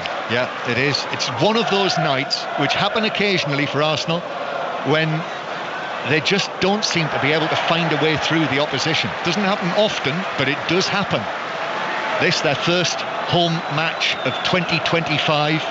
They lost their first home match of 2024, if you remember, which was the FA Cup tie against Liverpool. But then, in the remainder of the year, just the one other home defeat, that match against Villa. We're going to see a change now for Arsenal, and it's at left back. It's Lewis Skelly being replaced by Alex Zinchenko. Yeah, I think these performances at home for Arsenal, where they just run out of ideas slightly, has probably happened a little too often for Mikel Arteta's liking this season. Yeah, without question, it's a disappointing night for Arsenal, but a super one for Newcastle. And Newcastle playing a 5-5 right now. Well, it certainly looks like it, doesn't it? 2 banks. So Tonali and scrap 4-4-2, 2 5s is the way to go, John. It's the old Craig Levein almost, isn't it? Do you remember that? As Martinelli plays it infield. That was 4-6-0, wasn't it? Do you remember? For Scotland, famously. Here's Gabriel back to the left-hand side. So the intent is clear here from Eddie Howe and Newcastle United to keep what they've got, this 2-goal lead in the semi-final. It's a fascinating tactical one as Joe Linton heads the ball down away in his own penalty area. Tonali plays it well past Saliba and then goes down, having been caught. But I think referee Brooks has got that right. The ball had long gone when Tonali threw himself down, and the referee says, no, play on Arsenal. Yeah. So Havertz on the right. It had long gone to no one, John. He was going to get on the end of it. Arsenal with Odegaard, then to Jorginho. He's lifted it over the top for Havertz, who does get there, but plays it into the near post where Dubravka is able to fall on it. And again, it doesn't open up for Arsenal. Yeah, smothers it, Dubravka. A little bit of an awkward one, quite close to him, where Havertz has hit it. It's moving at speed, but he throws his body on it. His handling is superb. 10 minutes to go before Newcastle claim their first win here in this stadium since 2010. And since then, in 13 visits, all they've got is a 0-0 draw. Lost every other match here. Perhaps significantly, though, they've won the last 2 home games at St James's Park against Arsenal. As Zinchenko, first thing he's done in the match is commit a foul. A late challenge on Joe Linton, who stayed down, and it's a free kick to Newcastle and a yellow card for Zinchenko. And the point I was going to make to you, Glenn, before I think the substitutions happen, Newcastle, there's this talk again about their game management and how they've returned to that, how do we call it? Well, let's be honest, the dark arts, slowing the game down, annoying the opposition. And here's an example where they will be taking as long as they can about the taking of this free kick. Yeah, there's a lot of experience, a lot of know-how in that Newcastle side, and like it or not, game management is a huge part of the game these days. Yeah, they're not the only ones, are they, who've been accused of that. In fact, you don't have to look too far for another team that has been accused of it. As the ball bounces long for Newcastle, Joe Linton, who was down riding around a moment ago, suddenly has got the ball in the Arsenal penalty area and doing well with it as well. And here's Hall now taking it on down towards the corner flag and playing it off the shins of Timber. It's out for a throw-in next to the corner flag, and that's been cheered almost as much as Anthony Gordon's goal. I did think that as Lewis Hall's played that off. off the recovering Arsenal defender. It was cheered and welcomed so loudly by the Newcastle fans behind the goal there. As eventually they take the throw, but it bounces out for a goal kick. And Arsenal are quickly onto this now. But we are now into the last 10 minutes of this first leg. Jorginho carrying it forward for Arsenal. Now it finds its way to Rice on the left-hand side. Martinelli back into Gabriel. But those two banks of Newcastle players that you were talking about, Glenn, they're in position and they're saying to Arsenal, come on then, can you find a way through? Zinchenko onto the chest of Havertz, who volleys it straight into Botman, and it ricochets well wide of the goal for yet another Arsenal corner. But the corner kings tonight in danger of losing their crown, or at least seeing it slip here this evening. Newcastle have just about been able to survive in a couple of dicey moments, not least the last one when Saliba had that chance that he headed over at the back post. So here's Declan Rice again. Big gulp of breath from the Arsenal man. Raises his left arm. Right-footed delivery with the corner to the near post. Oh, there's so many bodies in there. It's blocked by a Newcastle defender, and in the end it bounces behind off possibly Harvey Barnes. What has it been? 5 of them went for that ball at the near post, all in a heap together. Another corner. Rice takes this short to Zinchenko. Zinchenko's cross took a deflection. That's headed away by Kelly, and then the shot by Gabriel in the D. He was being charged down by at least 3 Newcastle players. Dan Burn was closest and forced him to shoot wide and high. Well, that's the 10th corner Arsenal have had this evening, and Newcastle have defended valiantly for every single one of them. Full time in League One with you, Aaron Paul.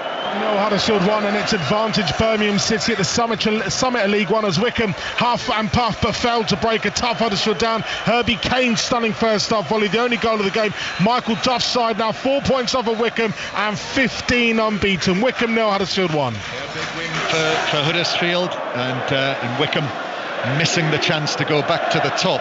Also, it's finished Eastleigh 2, Oldham 2 in the match in the National League tonight. Well, you know you're creeping towards a big victory when you can see the home support starting creeping out.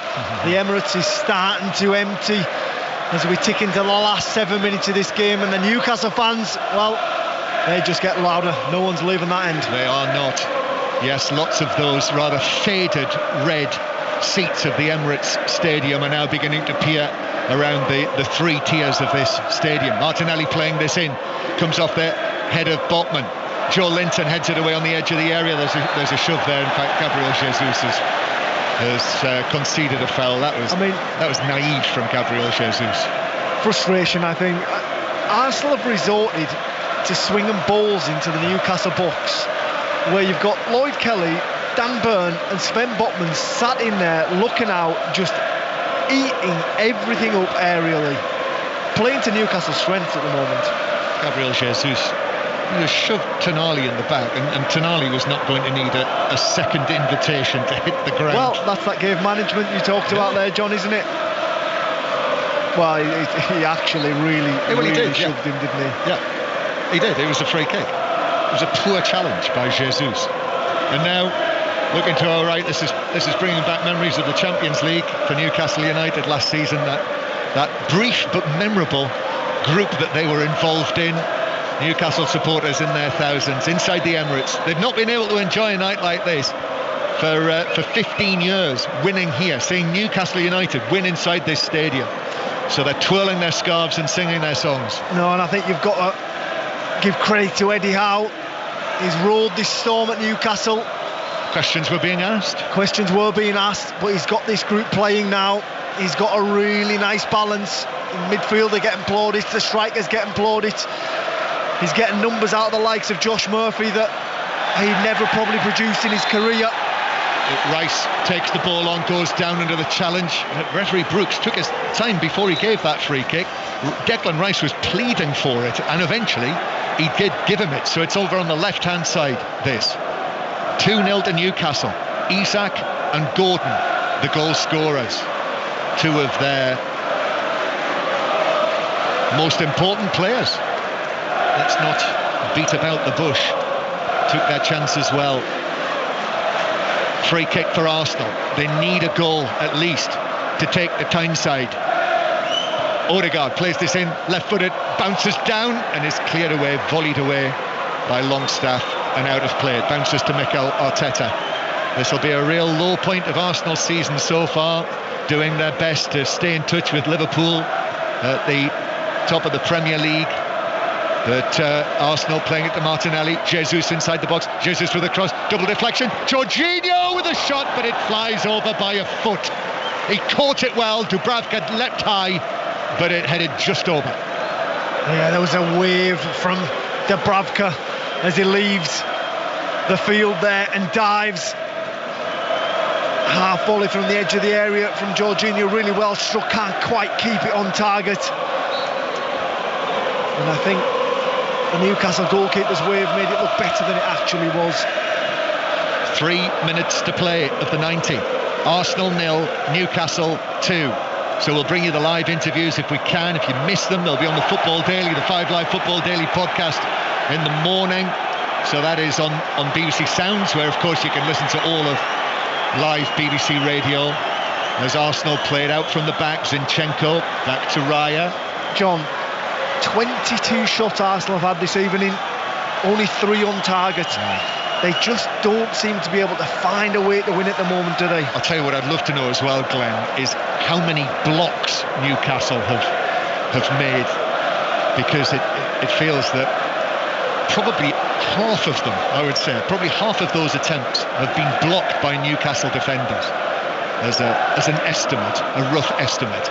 Here is Saliba now, swinging a high pass to the left-hand side to Martinelli. Martinelli gets it down against Livramento. Then the left-footed cross from Martinelli. That's well headed away by Dan Burn, who leapt high, unchallenged, to head it down and clear of the penalty area. Excellent defending. No Fabian Schär, but Botman and Burn have been a good combination as Rice hits a ball into the penalty area. That deflects off the back of Barnes. Arsenal again just outside the box. Saliba to the right hand side to Timber, then Saliba, left-footed ball into the area from him. That was scuffed, so Kelly was able to drop to his knees and headed away for Newcastle. Saliba again. We're heading towards the 90th minute here at the Emirates. Odegaard back to Timber on the right, then back to Odegaard again. A real exercise in frustration this has been for Arsenal, waiting and waiting for the opening. Odegaard plays it in. Excellent header down and away by Botman this time, as Newcastle once again hold firm. Rice takes this on, 25 yards out on his right foot. Pass to the right hand side to Timber. Now it's back in field to Havertz, who missed Arsenal's big chance of the match really, with that missed header, that mistimed header. Now Odegaard in again, left-footed, a little flick from Rice. The ball scooped up in the air and caught by Dubravka. Newcastle safe again. They are indeed, and they're working hard. That back line for Newcastle, they all know their jobs. They're showing diligence in the back. They all trust one another. They're shuffling, they're fighting, they're blocking. They're doing everything that their manager would want them to do. Arsenal facing their first home defeat of the season. Newcastle looking at 7 wins in a row in all competitions. And only seconds to play now. The 90 minutes are almost up. Tony Harrington is there on the touchline in his long black coat as Newcastle break forward. Almiron, poor touch from him, but actually he's been saved by the fact that the offside flag is up from Ian Husson down below, because he was in the middle of the goal. He would have had a clear run, one-on-one, and 5 minutes of added time, and those Arsenal fans who are still inside the Emirates Stadium, and thousands have gone, try and urge their team on. They love a late goal, Arsenal.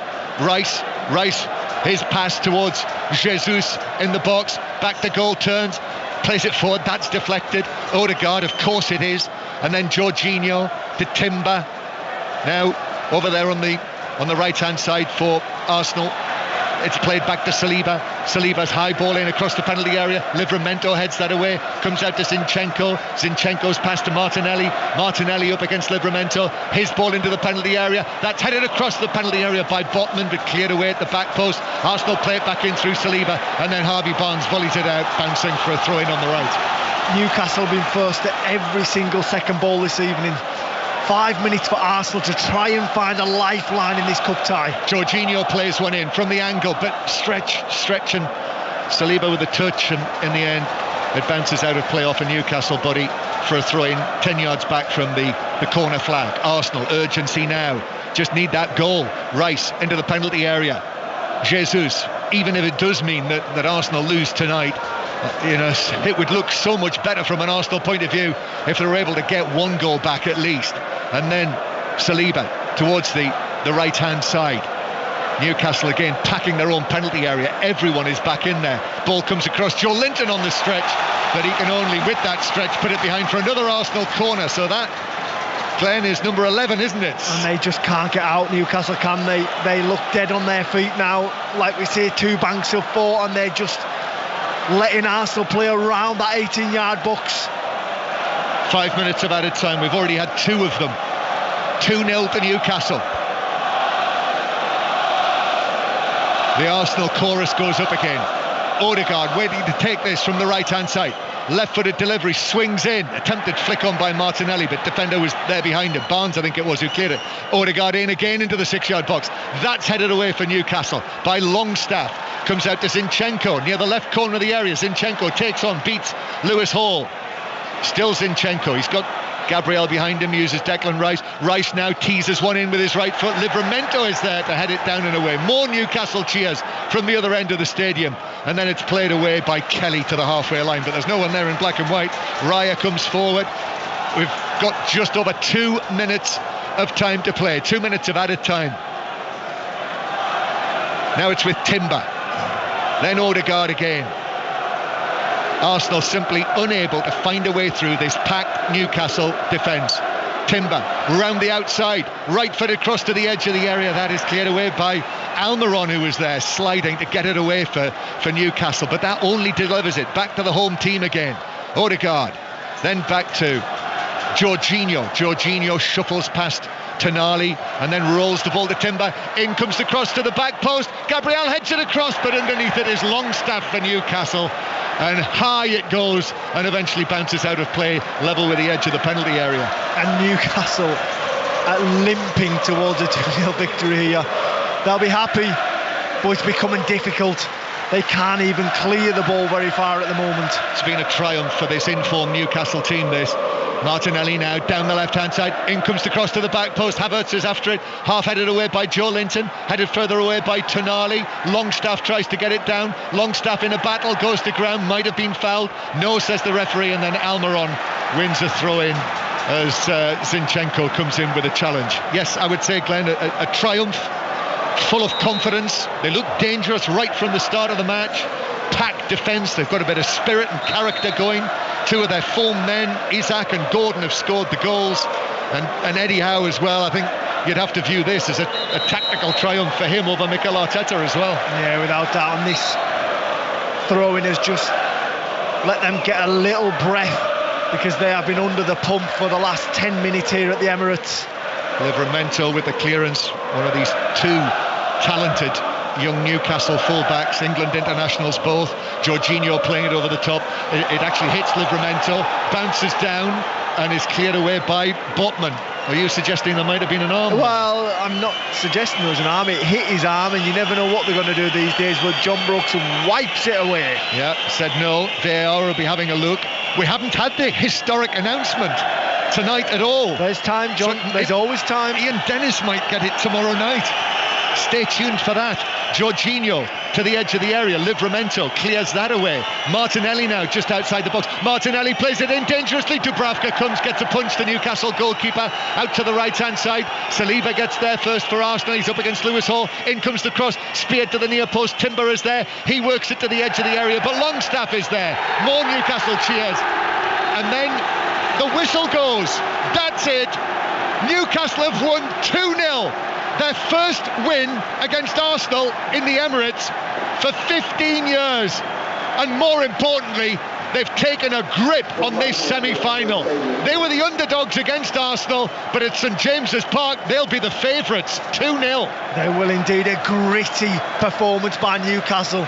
Classy at moments going forward, but they dug deep in that second half to keep Arsenal out. They threw everything they could at them, the home side, but they couldn't break that back line. Dan Burn, Sven Botman, Lloyd Kelly headed everything away. Dubravka there when he needed to be. A top performance by Newcastle United here at the Emirates. One of those days, Glenn, I would say, when everything that could go right for Newcastle went right. You know, that is the beauty, isn't it, of when you're a team with confidence and you've got the flow. You know, things like this happen. And for Arsenal, one of those nights where it didn't happen. Well, let's be honest, John, they had their chances. They had 3 headers that two should have definitely resulted in goals. They just got those moments wrong, and Martinelli hitting the post at 0-0. He scores there, it changes the game. Isak makes no mistake when he gets his opportunity. And you raised your eyebrows at Eddie Howe's decision to make substitutions and effectively go into 2 banks of 5. Top management from my point of view, John. As you assess it, 2-0 going into the second leg of a semi-final. A wonderful performance. Well, the Arsenal players look crestfallen as they leave the pitch. That's the end of their recent unbeaten run. 13 matches unbeaten. Their first defeat since Milan in the Champions League in early November, and their first defeat here at the Emirates this season. Their first defeat here for 9 months. This will hurt, and now they've got to turn it around 4 weeks tomorrow at St James's Park. Newcastle going from strength to strength, 7 wins in a row in all competitions. Yeah, when you look at Newcastle's fixture list, Bromley, Wolves, Bournemouth, Southampton, Fulham, it's pretty favoursome. And when you look at Arsenal's, it only gets tougher. Manchester United, Spurs, Villa, tough at the top. Well, the Newcastle fans, 6,000 of them, many of them will never have experienced this before, seeing their team beat Arsenal here inside the Emirates Stadium, and the Newcastle players are still out there, all of them, all of the staff, the substitutes as well, applauding back to those supporters who are raising the black and white scarves above their heads. Newcastle, the first team to beat Arsenal here this season, and they have a grip on this semi-final now. Arsenal 0, Newcastle 2. John Murray and Glenn Murray at the Emirates for us, and as they say, it's not just about the significance of this result, it's about what it means going into the second leg in a month's time at St James's Park. Dion Dublin is here with us as well. Dion, I'd imagine that you and Glenn would be of a similar mind here, that says this is the difference between having a fit and firing striker in both sides. Well, it did show tonight. I mean, the amount of work that Isak got through, he gets his goal as well through his hard work, but Glenn mentioned it in comms several times, just the organisation, making the right substitutions at the right time, going into 2 banks of 5. Yeah, it might look negative, but it's game management. It's good management by Eddie Howe and his team, and so hard for Arsenal to break down. They had no answers. They kept crossing it. They kept clearing it. Everything that Arsenal threw, a very organised Newcastle at the Emirates, they dealt with. Dion, and we'll get into the details of how they managed to do that between now and 10:30 once we've had the news. But just in a kind of big picture, it felt as though Newcastle have maybe fallen away for a little while this season, but they are back and they are absolutely firing on all cylinders. And they've done it, maybe you could question the level of opposition over the previous 6 games or so, but tonight they've done it against Arsenal. Yeah, in Arsenal's back garden as well, which is really, really difficult for them to take. Yeah, it's just, I'm looking at Newcastle now, seem to have their mojo back, and they seem to just have each other's back as well as players. Lots of togetherness there when they celebrate a good tackle or a block from one of their centre-halves, and they're high-fiving each other. That means a lot. They know that they've got each other's back as well, and Dubravka played a good part as well, punching, clearing stuff. Yeah, they did have a bit of a dip, Kelly, but they are definitely back. They definitely know that they're in for something this year. They've just got a taste of something this year, and Newcastle juggernaut it's moving on. And all those fans that travelled all the way down to the Emirates as well. The little kids, probably got day off school tomorrow because they've travelled so far. They're going home with a smile on their face. Yeah, their teachers who are watching the coverage might be having a word with them. But Yes, they might turn have up a to day off school as well, tomorrow. actually. They might be having a day off for teachers. But Newcastle United may just feel, as Dion was saying, as though something is brewing for them this season. They are 2-0 up against Arsenal with the second leg of that semi-final to come in a month's time. We'll reflect on everything that's happened this evening with Dion, with Glenn Murray and with John Murray after the BBC News with Dan Maudsley.